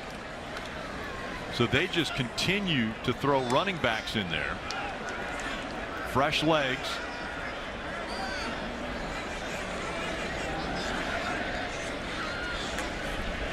This one's going to go back to Green. And a big helmet-to-helmet hit there.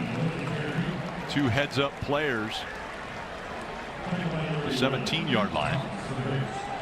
It's pretty cool to see a spread offense with high tempo going 21 personnel, which is 2 running backs and 1 tight end, and just playing power, hard-nosed football.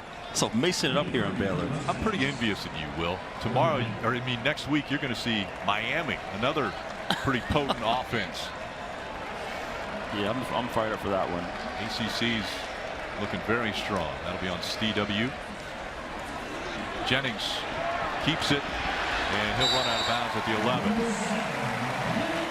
Well, that's not letting the clock run. It's not, but now you're in a situation where you can get points either way. So let's continue to pound the rock. Baylor Bears last week versus Auburn, 307 yards allowed rushing and 131 today, but we're seeing now a little bit more of a surge for the Mustangs.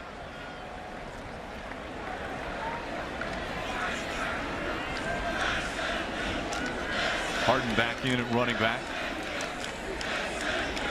And the quick pass, it's tipped, but caught. That's Quaterius Brown with the reception at the 6-yard line. Some quick RPO action there. The ball was actually tipped by the defender, and great concentration catching the football by Brown. Even though Auburn had 300 yards, I would say the 131 yards that SMU has been just as effective in terms of, hurting this Baylor defense.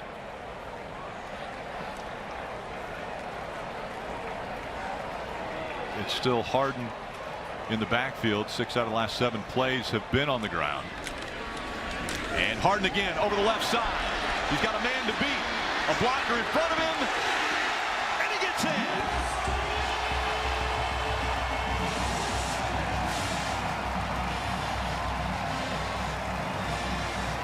Five yards and 3rd touchdown for TJ Harden. Got the Cali kid in Texas making some noise out here. Outstanding, man. Love this.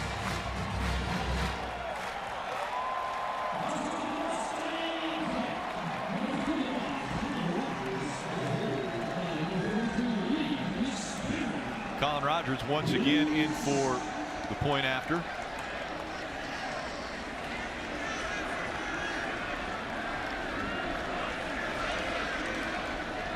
Officials holding this one. The previous play is under refer to review to see if the ball carrier scored a touchdown. So they're going to check to see if he got to the pylon. He stretched it out to the left side.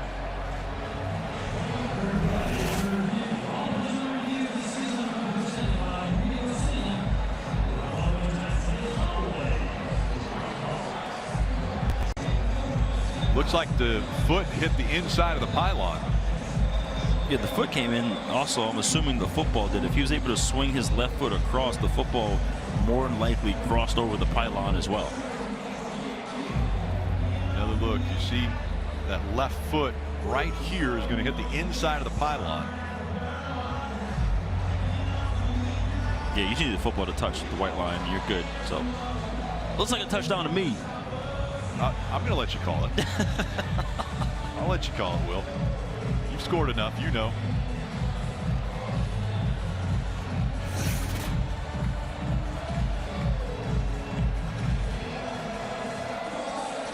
Trayvon Barrett's going to let us know after taking a look. The ruling of the field of a touchdown has been upheld.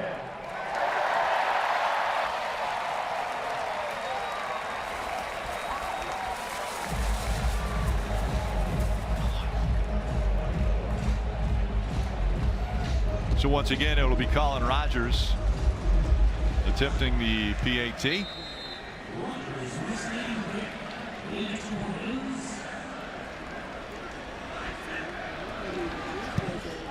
It's good. 38-24. 14 unanswered points for the Mustangs. And well, even those on the sidelines are getting in on the celebration.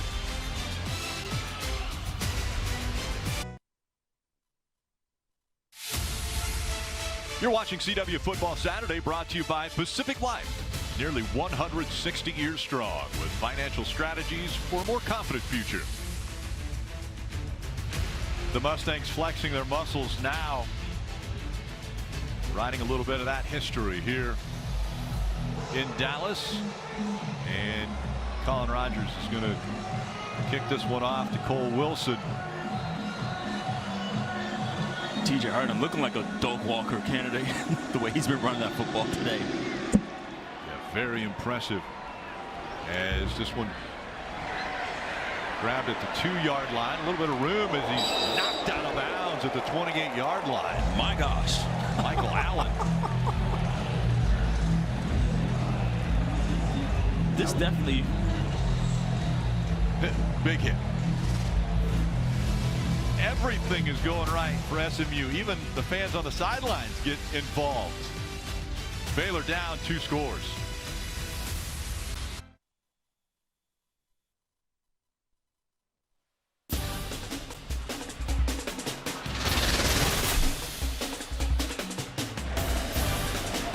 Let's look at today's Progressive Player of the Game. We got some California love with TJ Harden running the football. I know this game is finesse with tempo, but you're going to win the game when you run the ball on the ground. Today's Player of the Game is sponsored by Progressive. Get coverage you can count on with home and auto at progressive.com. I thought that was well done, Will. Hey, man. You know what? I just do what I got to do. You know what I mean? Shout out to my guy Scoot. And Baylor right now needs to get back in the end zone.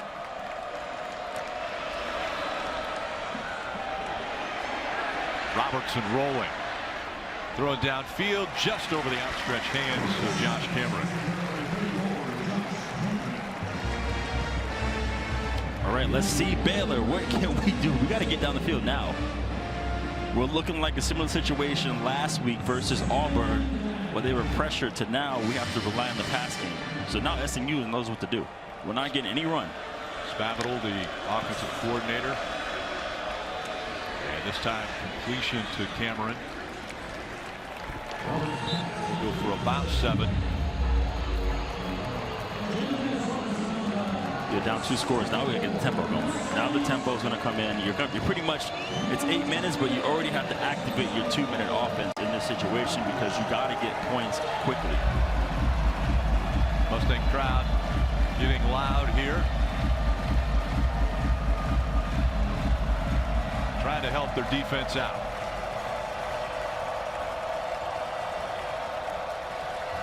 Robertson looking, scrambling. Now tucks it away, and he gets knocked down at the 39-yard line. Enough for the first down.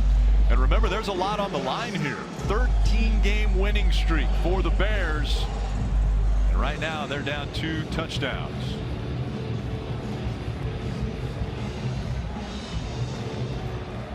I think the last time that SMU beat the Bears was in 1986. 86. And I was 2. Completion over the middle. Really? I was sorry. 2? Sorry. Really? Sorry to everybody in the booth that I was 2 years old. Oh, man. All right, we're starting to see a little bit of movement now out of the Bears. Lashley wants to see his Mustangs hold up here defensively. He's trying to find his one-on-one matchups here. And right now the safety is doing a great job of taking that away. Handoff to Caden Knighton. And close to the first down. Looks like he fell over the line. But SMU, they are fine with this. They're like, go ahead, like, drive the ball if you can, dink and dunk the football, run the football. You're not getting any explosive plays on us down the field. They're going to say this is short, so it's 3rd and short for the Bears. Give to the running back again, and up the middle, and this time he's going to have enough. Washington, the ball carrier.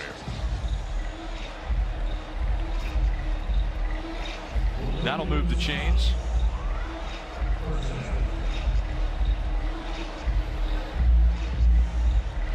Coach Aranda, he puts a lot of coffee away. A lot. Gets up in the morning for meetings, late at night watching film. And this is the reason why. And a lot of contact there on the right side, but an incompletion meant for Cameron. Which is surprising because Coach Aranda, he's so calm. He's so calm. Very calm. Yeah, he's very chill.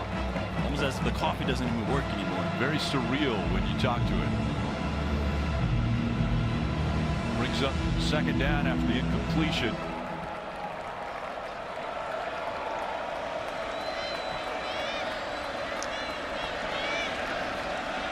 Robertson checking down, and he throws deep. Receiver comes back for it. Cameron with the completion, and he falls in the end zone. 48-yard touchdown completion.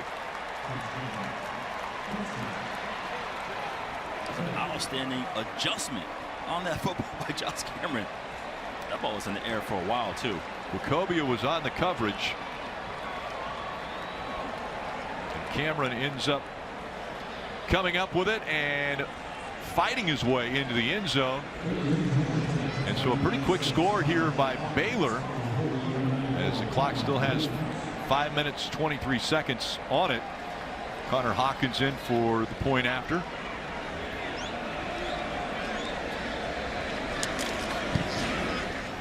Right down the center, and it is now a 1-touchdown difference.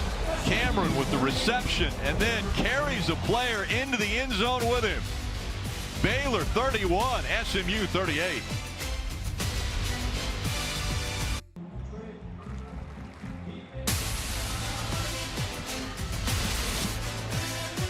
All right, Josh Cameron, 2 touchdowns on the day. He's over 128 yards. It's his 5th career 100-yard game.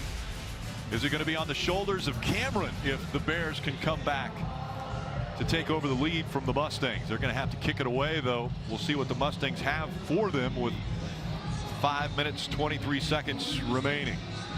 Brett Armstrong kicking away for the Bears.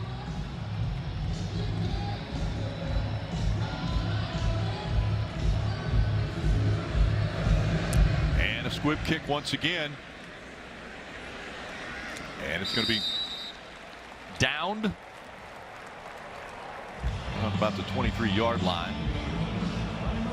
So the Mustangs offense will come back out onto the field, and they're going to want to kill as much clock as possible on this drive. How about Sawyer Robinson and what he's been able to do, getting close to that 400-yard mark again. He started the season with 419 against Auburn, 373 already today with 3 touchdown passes, no interceptions. We talked about these quarterbacks, so impressive. Yeah, and the way he's done has been so efficient, not desperate, like really understanding what's going on with the coverages, what's understanding what his receivers, what they're doing, and on the same page. He's been phenomenal today. 2 games against extremely impressive opponents. This time Harden falls forward for a couple, but Robertson, he's closing in on 800 yards passing in 2 games against Auburn and then SMU. Yeah, he's doing awesome, but hopefully, you know, in this situation, they better figure out how to get a W. Otherwise, you know, they're just numbers. But right now with SMU, they're getting into their 4-minute offense, and for those who don't know, 4-minute offense is where, you really are controlling the clock. You have the lead, you start to run the football, and you try and do what you can to really take that clock all the way down to 0. So that's what they're doing right now. They did this the last drive. They huddle up, give to the running back. Harden once again gets up to the 32-yard line. Another first down will move the chains, and the clock will continue to run. So now Lashley, who is known for his fast-paced offense, is slowing it down. And now you're going to see the running back rotation. You're going to see all 4 running backs get into the game for that exact reason. The young freshman, D'Amico Green, in the backfield. He's going to carry this one, but hit just past the line of scrimmage, maybe a gain of 1. Devin Bobby, third leading tackler for the Bears, in on that one.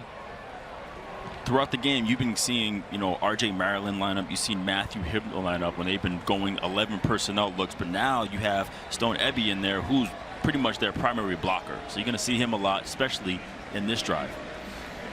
So the Bears will have the 2-minute timeout, but when you start using your timeouts to stop the clock so that you have some time to try to get back and win this game.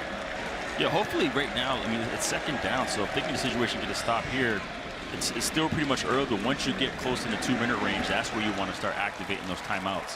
Harden, Legs churning, and a 6-yard gain for Harden, but it'll bring up a third down.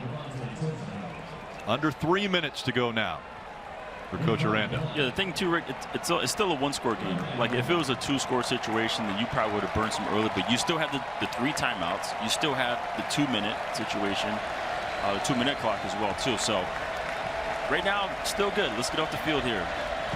Third down. Their defense is going to have to come up with a stop. Jennings to throw. Now he scrambles, but he's under pressure. He'll be sacked. And this is where you want to burn one. And sure enough, Aranda calls a timeout. The 6-yard loss by Jennings. And that's going to bring up a 4th down, a punting situation, and a lot of time still on the clock for the Bears. Right, with the 3 timeouts that they did have, essentially you have 4. So they just burned 1 now, get the ball back here, take a couple of plays, you get a 2-minute, which is essentially another timeout for you, then you have 2 more to use. It's Jake Spavital, the offensive coordinator, quarterback's coach, talking with Robertson, putting together the game plan of what they're going to do when they get the ball back here. But remember, there was an issue with a punt return earlier that Baylor ended up losing the ball. So they don't want to make the same mistake here. Fortunately, they got it right back. Yeah, Wade McSparron back to punt.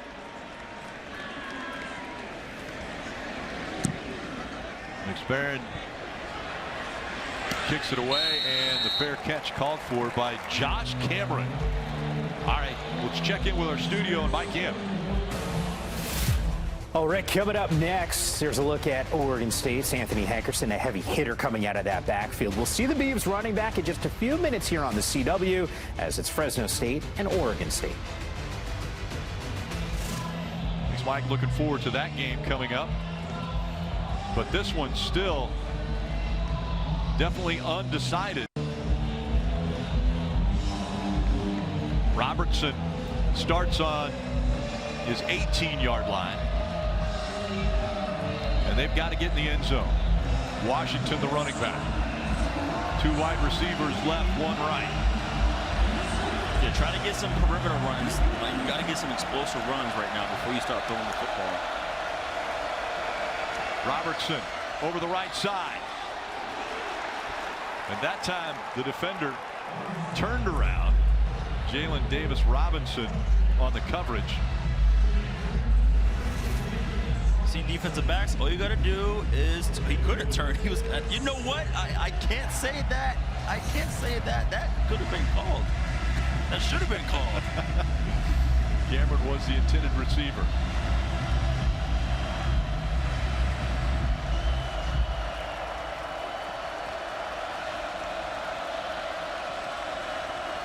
Got one-on-one up top. I believe it's Josh Cameron on the top. Handoff up the middle. And to the 23-yard line, Washington carries it. The clock is winding down to the 2-minute timeout.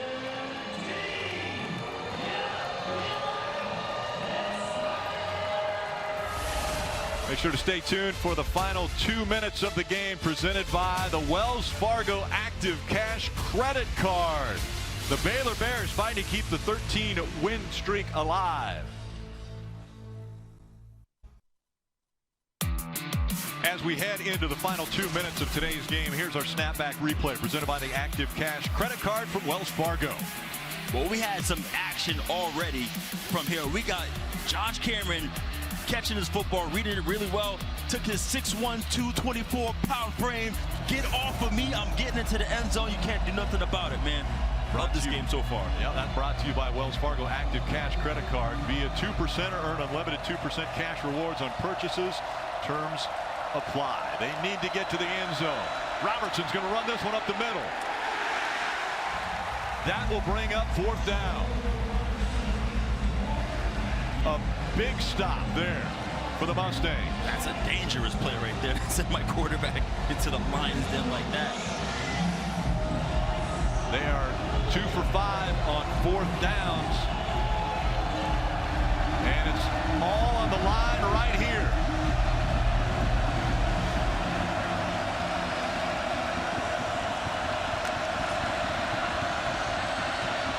Robertson over the middle, wide open. Hawkins gets out to almost midfield. Just an incredible job. Just an incredible job standing here. Unbelievable protection he had all game. Delivering down the field to his receiver, Ashton Hawkins. Ashton Hawkins, big reception there on 4th down. 3 for 6 now on 4th down conversions for the Bears. And Robertson, once again, plenty of time. Over the middle, hit right as the ball got to his hands. That one intended for Washington. Deuce Harmon making the hit. Yeah, incredible play right there. But it's funny, on the back end, you had 3 guys surrounding Josh Cameron all the way in the end zone. Yeah, they are not letting him break this game. They're keeping their eyes on that guy who scored 2 touchdowns already today. Caden Knight in the backfield next to Robertson.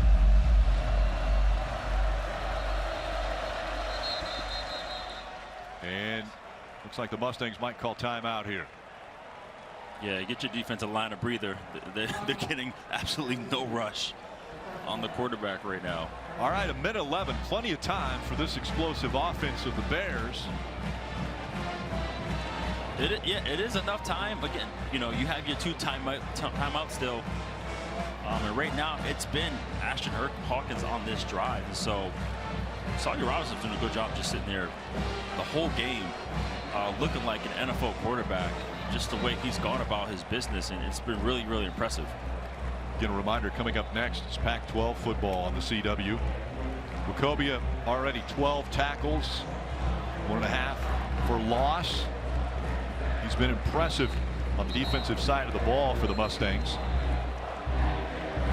Who will step up here with 1:11 to go?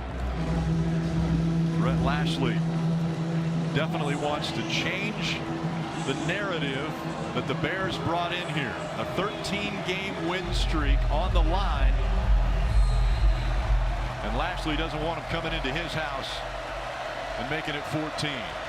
Got to send the heat in this play.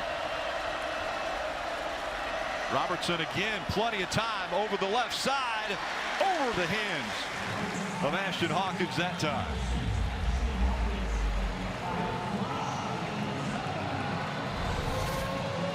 Incompletion stops the clock. Yeah, he tried to climb the ladder. He just mistimed it. Otherwise, that would have been a completion for sure.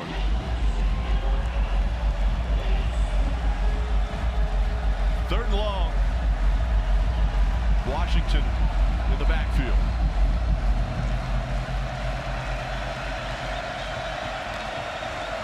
Robertson's going to give to him over the right side. Big hole.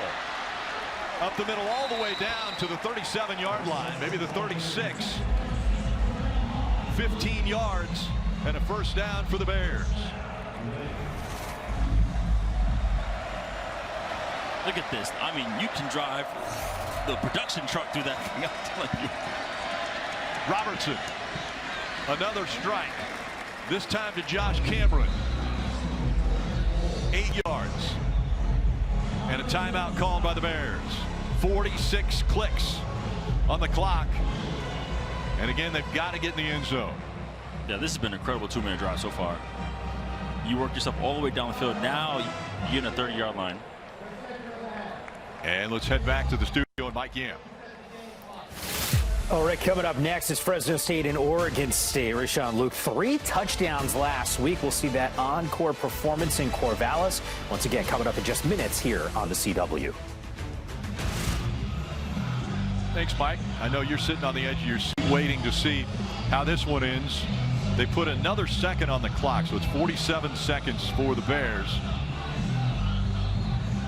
So now you're down here on the 29-yard line, almost the high red zone. High red zone's like between the 20 and the 12-yard line.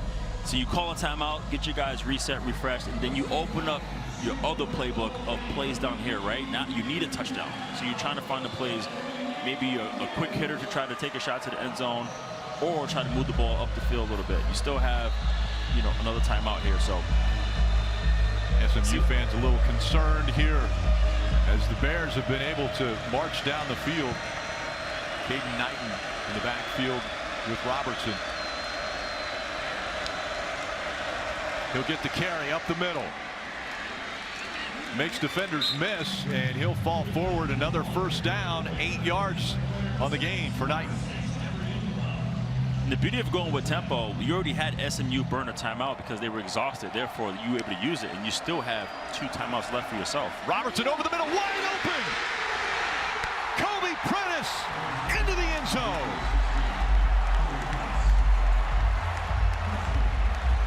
That's crazy, Rick. Man, oh man.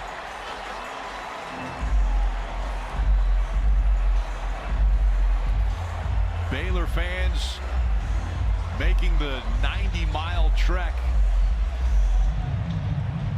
down here to Dallas. And now to tie it up, Connor Hawkins in for the point after.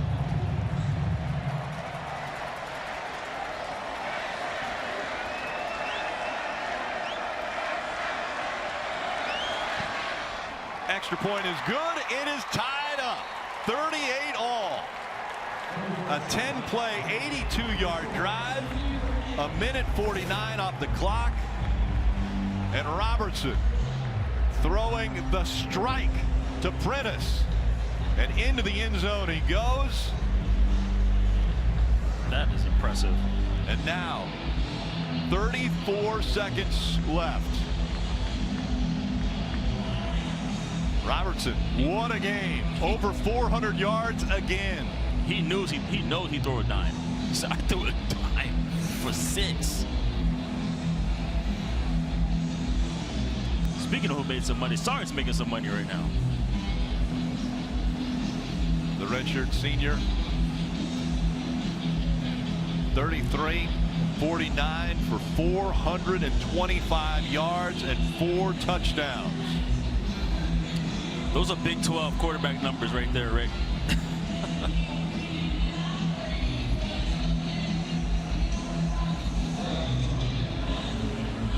Really well done. That is how you run a 2-minute drive.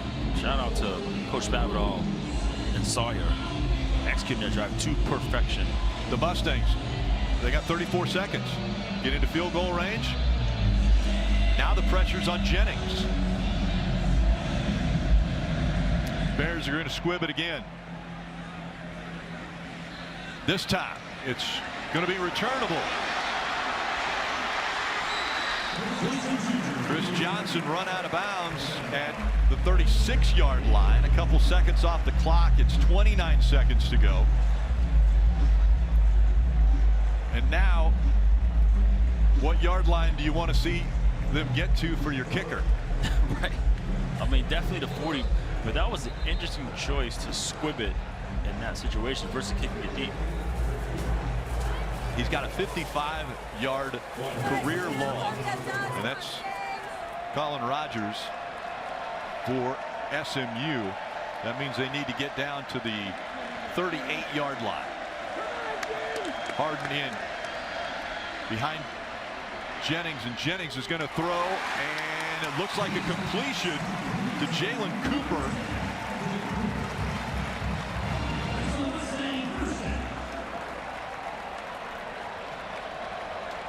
And the ball is snapped. 21 seconds to go. Jennings looking left and right. Throws this one away. 14 seconds to go. Did a great job getting rid of that one there. You saw a late ad rusher from Baylor. Kendrick Sink was coming off the edge. Great job picking up by TJ Harden. But yeah, wonderful job. Get rid of the football. Don't waste time. Don't try to be risky. For those of you joining us for Pac-12 football, Fresno State at Oregon State, coverage is going to begin on the CW app and CWTV.com at 3:35 Eastern, 12:35 Pacific. And we'll get you to live coverage as soon as this one's over. So now 14 seconds and 2 timeouts. Jennings is going to run it. He's got a little room. Slides down at the 44-yard line, but the flag comes out. That's massive. That's a big penalty right there. 9 seconds on the clock. We told you they needed to get to the 38. With the penalty here, it's probably going to happen. No better view than the ump cam. Yeah, helmet to helmet right there, and on the quarterback slide. Got to do your best to try to avoid that in this situation.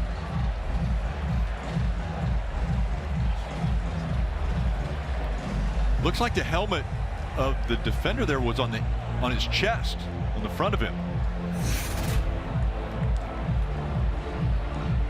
We'll have to wait for the replay.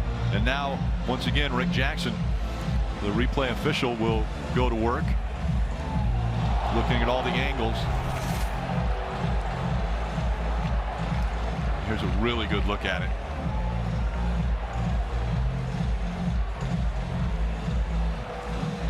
Yeah, not only a penalty that puts you close to the field goal range, also essentially it's a timeout. Personal foul, targeting, defense, number 3. That penalty is under review. Another look at it. I still am not sure if that Baylor helmet isn't in front of the helmet of Jennings. It's so close, though. We've seen a bunch of angles, and it's really going to come down to Rick Jackson. Yeah, I mean, what's challenging is when you see the player actually, the defender actually duck his head and lead with the crowd. So they might be taking the targeting part of this call off. It's still going to be a personal foul, but potentially not targeting. Kevon Barrett looking at the replays as well. The thing I was looking at that makes me think that it might not have been crowned to helmet is because when his helmet goes in, we don't see Jennings' head move right away.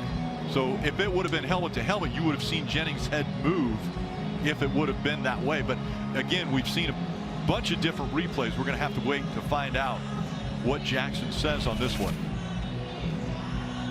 Another look. Yeah, the closer it does look like it hit him in the chest. And when you see his head jar to the side, you instantly think like the helmet hit the helmet. But yeah, still late hit on the slide. Official explaining it to Lashley.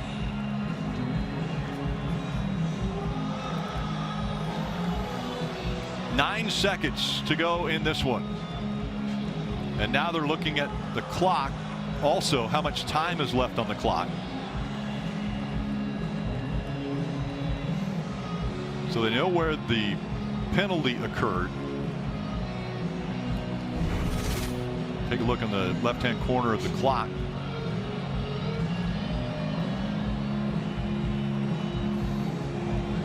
So he's hit there. at about the 44-yard line with approximately between 9 and 10 seconds on the clock.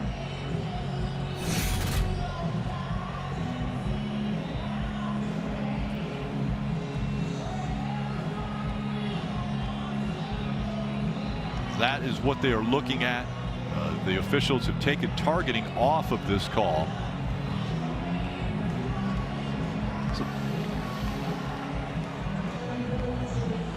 So the question here is, you know, do you just run the football? Well, does your kicker want to be in a certain spot? So do you run it? Does he want the hash, the middle? Right. Exactly. After review, there is no targeting on the play. SMU has elected to take a timeout to avoid the 10-second runoff.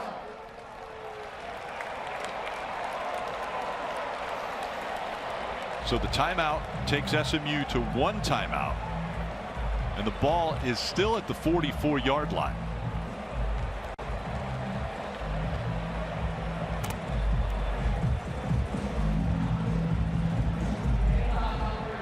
The game clock at 10 seconds.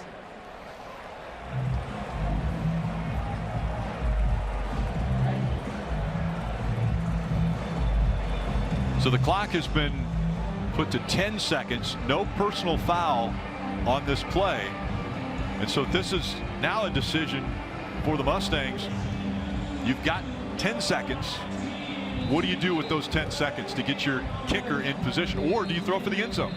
Right, you find out where he wants to be. You definitely try to get in position where he can make this field goal. But, yeah, you could actually look back. Speaking of the personal foul that wasn't called, you look at back when Sawyer got hit. This is a very similar situation where I thought, oh, hey, they could have called that, but they didn't. They looked at it, made the same judgment call. Colin Rogers waiting for his opportunity, his longest in his career, 55. Jennings knows he has 10 seconds. He'll hand off. Harden up the middle. He goes to the 40-yard line. And a timeout called by the Mustangs. It's going to be 57 yards.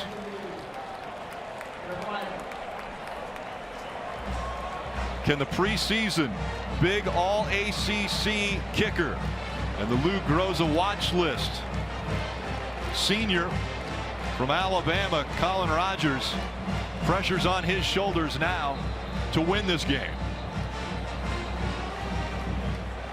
If he makes it, it's a new career long. And I'm guessing Baylor is going to want to try to ice him. They got a timeout.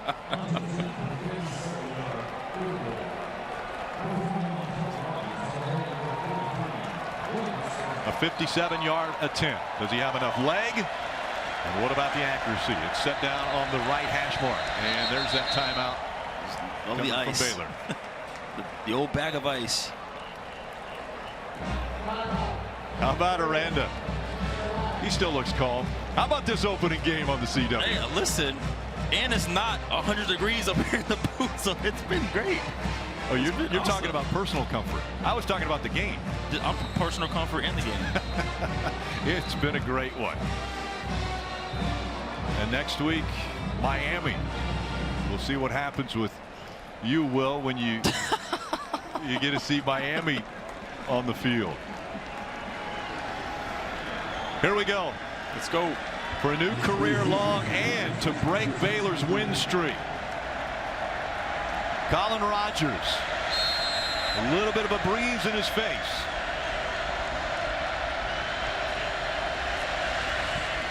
It's up. And it's no good. We will go to overtime to determine this in-state rivalry. Aranda is fired up. His Bears have fought back. They have tied it in regulation. And now we'll go to overtime. Knotted up, 38-all. Baylor, SMU. Getting ready to start the first overtime. It's tied 38-all here in Dallas. Coverage of the Pac-12 football. Fresno State at Oregon State. Currently streaming on the CW app and CWTV.com. We're going to get you to that live coverage on the CW right after we conclude here in Dallas. So now the coin toss to determine who will start on offense for this overtime. Quarterbacks are going to come out for the coin toss. Let's listen in. All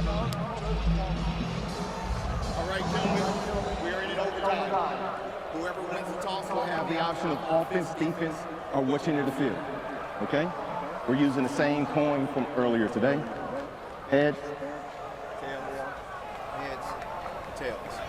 What would you like to call? Heads. Heads is your call. It is tails. Defense.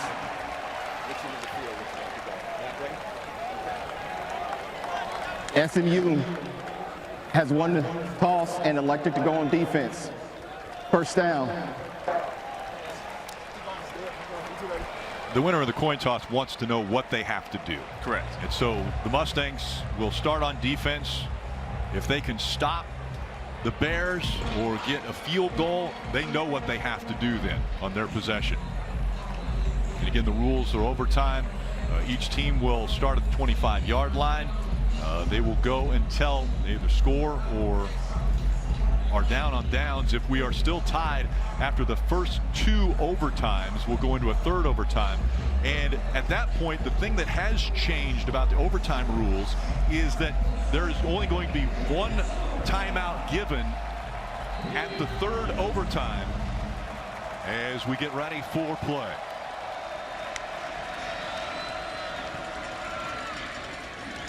And the handoff to Washington. So now you just get into your normal red zone offense here. You know what they've been doing. I think from the first quarter, direct runs, right? You might get some perimeter passes.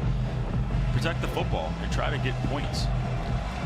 Knighton in the backfield now with Robertson. Robertson's been so accurate with his arm. And he's going to throw this time. He's got his receiver. Josh Cameron has been the man to go to, and that's a first down. It'll be first and goal now after the 16-yard reception. Look, he's smart. You got your 6'1", 224-pound receiver one-on-one on the outside, but the defensive back does 190. Like, he's going to take that matchup all game, and he has. It's first and goal. Got one-on-one to get up top. Robertson sees it. Maybe changing the call at the line. He's going to throw it up for his receiver Cameron, and the flag comes out late.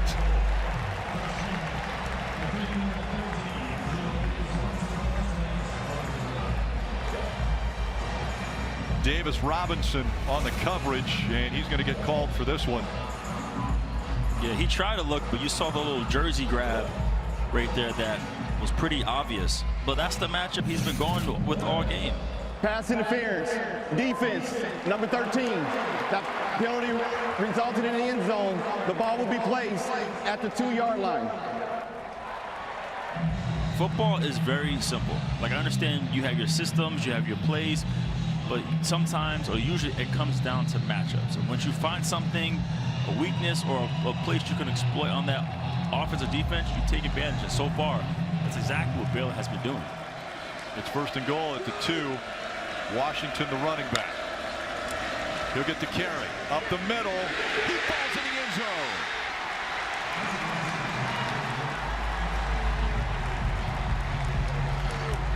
The Bears strike first in overtime.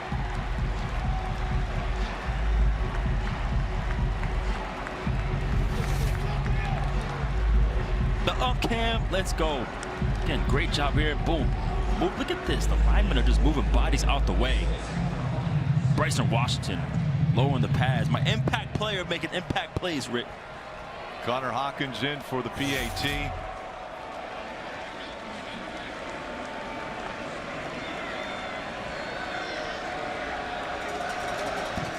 It's good. The Mustangs know what they need to do. 21 unanswered points for the Bears.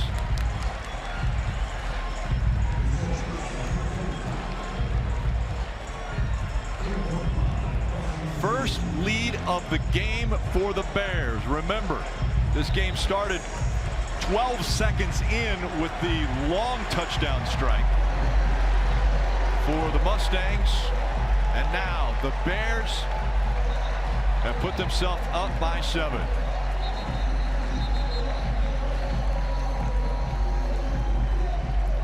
All right, Coach Will, who do you go to here? You know, it's funny, back home in California, that's what they call me. They all call me Coach Will. I coached everyone's child. But here in this case, let's run the football. You've been doing very well with that all game long. Run the football. The fake. And right away, throw to the end zone. Touchdown! Romello Brinson. What a catch by Brinson.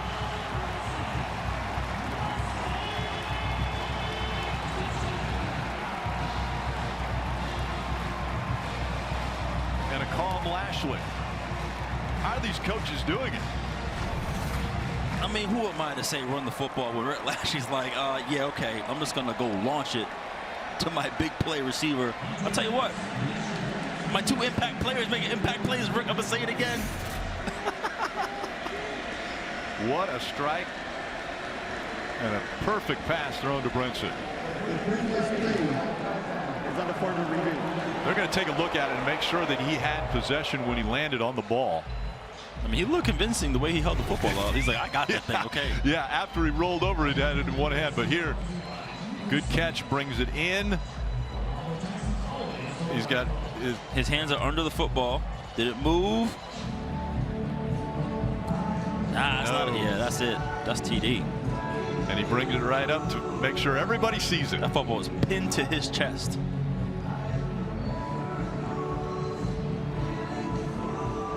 What a great catch. That's an unbelievable catch. Hands under the football, stretched out, laid out, and showed the football that he got it.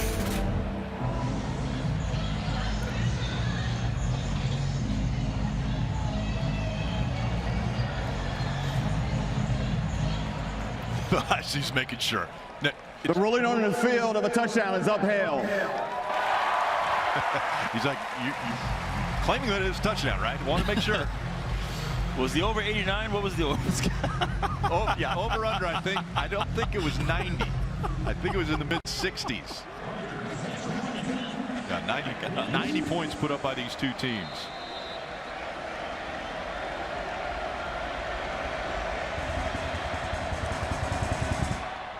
Rogers' PAT is good. Overtime 1 is complete. A fascinating catch right there by Romello Brinson, and we go to overtime 2.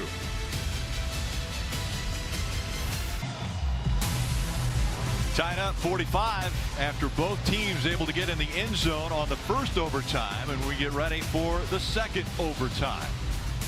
Take a look at what the rules are. Teams are going to be required to run a 2-point conversion after a touchdown when the game reaches the second overtime, which it has. And again, that reminder, if we reach the third overtime, teams will run alternating 2-point plays. And they did get another timeout. So this overtime, they're going to get a timeout. If we go to a third, that would be the last timeout that they would be given, even if we continue on. Jennings hands the ball off to Harden.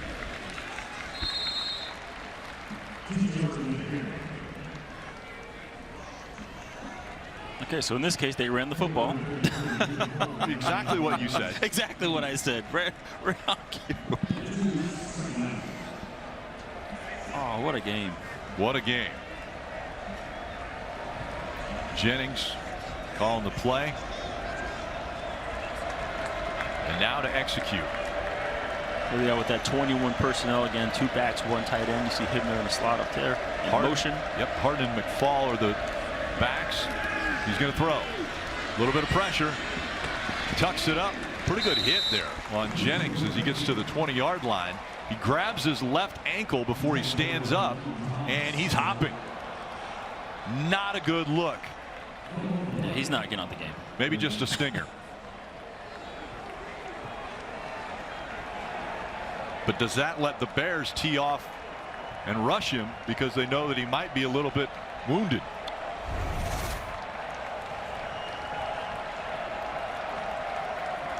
Yeah, you can see him just roll up a little bit on it, but he's a tough quarterback, man. He's not going to get out the game. Jennings is going to throw for the end zone, just short. He was looking for R.J. Maryland, but it was underthrown. Yeah, that's an outstanding play by DJ Coleman. Looking and leaning. I would say that slot fade is probably the most difficult route in football. Jennings just came out, and so they're going to go for the field goal. 38-yard attempt. And we have seen Colin Rogers has been impressive today.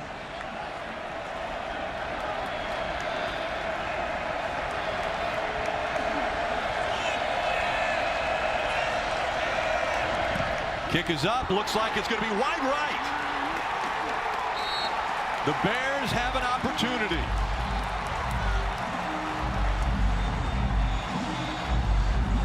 And the fans are loving this. Now the pressure all falls on the Mustang defense. Yeah, sure enough, pushed it to the right.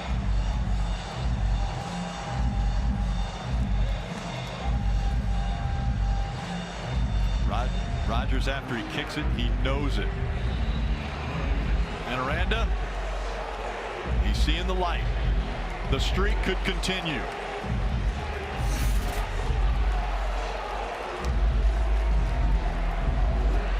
Rogers knows the possibility exists.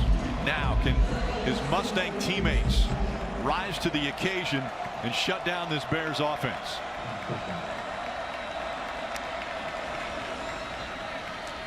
Handoff up the middle, goes to Washington. Yeah, you're in a situation now, right? You just take care of the football. Take care of the football, and then, hey, you're there for easy 3 points. Robertson, 440 yards, 4 touchdowns through the air, 34 of 50 on his completion rate.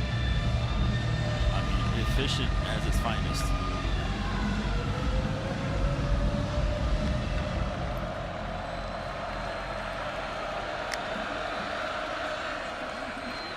Again to Washington, this time hit at the 20-yard line, and he'll fall to the 19. That leaves him 4 yards short, and that'll bring up 3rd and 4 for the first down. 13 straight wins coming in for the Bears, taking on 17th ranked SMU. And how impressive SMU has been at home, especially over the last 16 games for the Mustangs. But Baylor trying to wreck all of the stats. Again, the give to Washington. He carries it over the 15-yard line and looks like a first down. They keep marching toward the end zone. Yeah, it's interesting about his 400 yards. It wasn't so much they were just out there airing it out. That's what they were given, and he was making completions, making explosive plays. Like, I thought they called a pretty balanced game.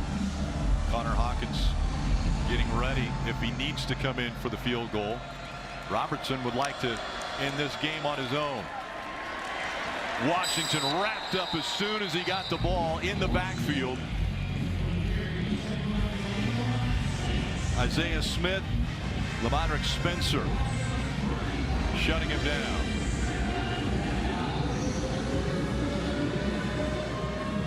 It's 2nd and 13. Now the Bears just want to make sure there's no turnover. Yeah, protect the football here, right?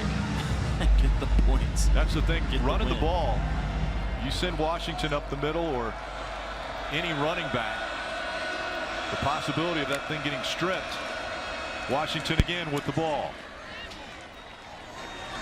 And they move all the way to the 12-yard line.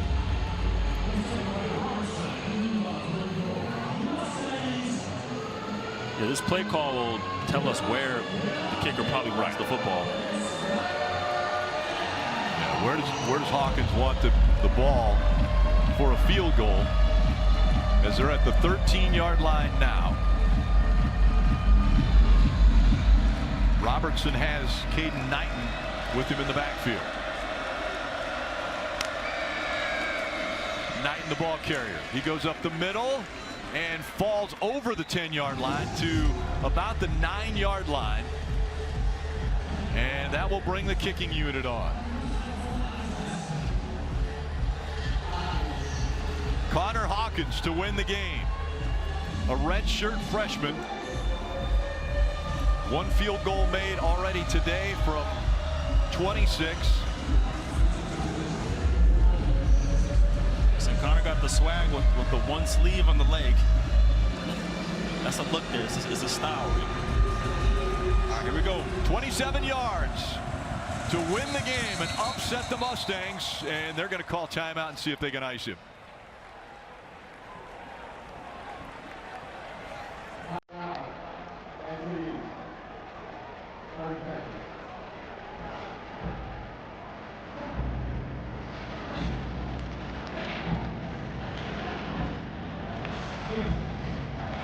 All right. Will, you good? I'm great. Yeah, I'm great. I'm just thinking of all the things that Coach Aranda talked to us about. You know, we saw him on the field pregame, and he saw the weather. He saw everything was going on, and he just had such pure, unbelievable energy, like ready for this battle. He was ready for the battle. He was ready for this, and he was ready for anything that was thrown at him and his team. And a lot was thrown at him, Will. Yes, it was. Very first play of the game, the touchdown. Now, this is it. Connor Hawkins, 27 yards to upset the Mustangs.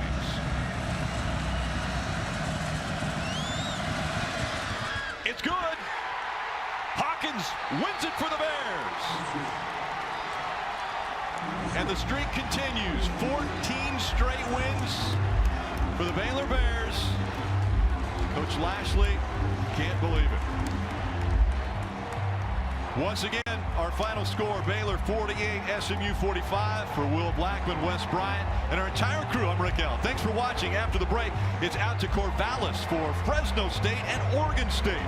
So long from Dallas.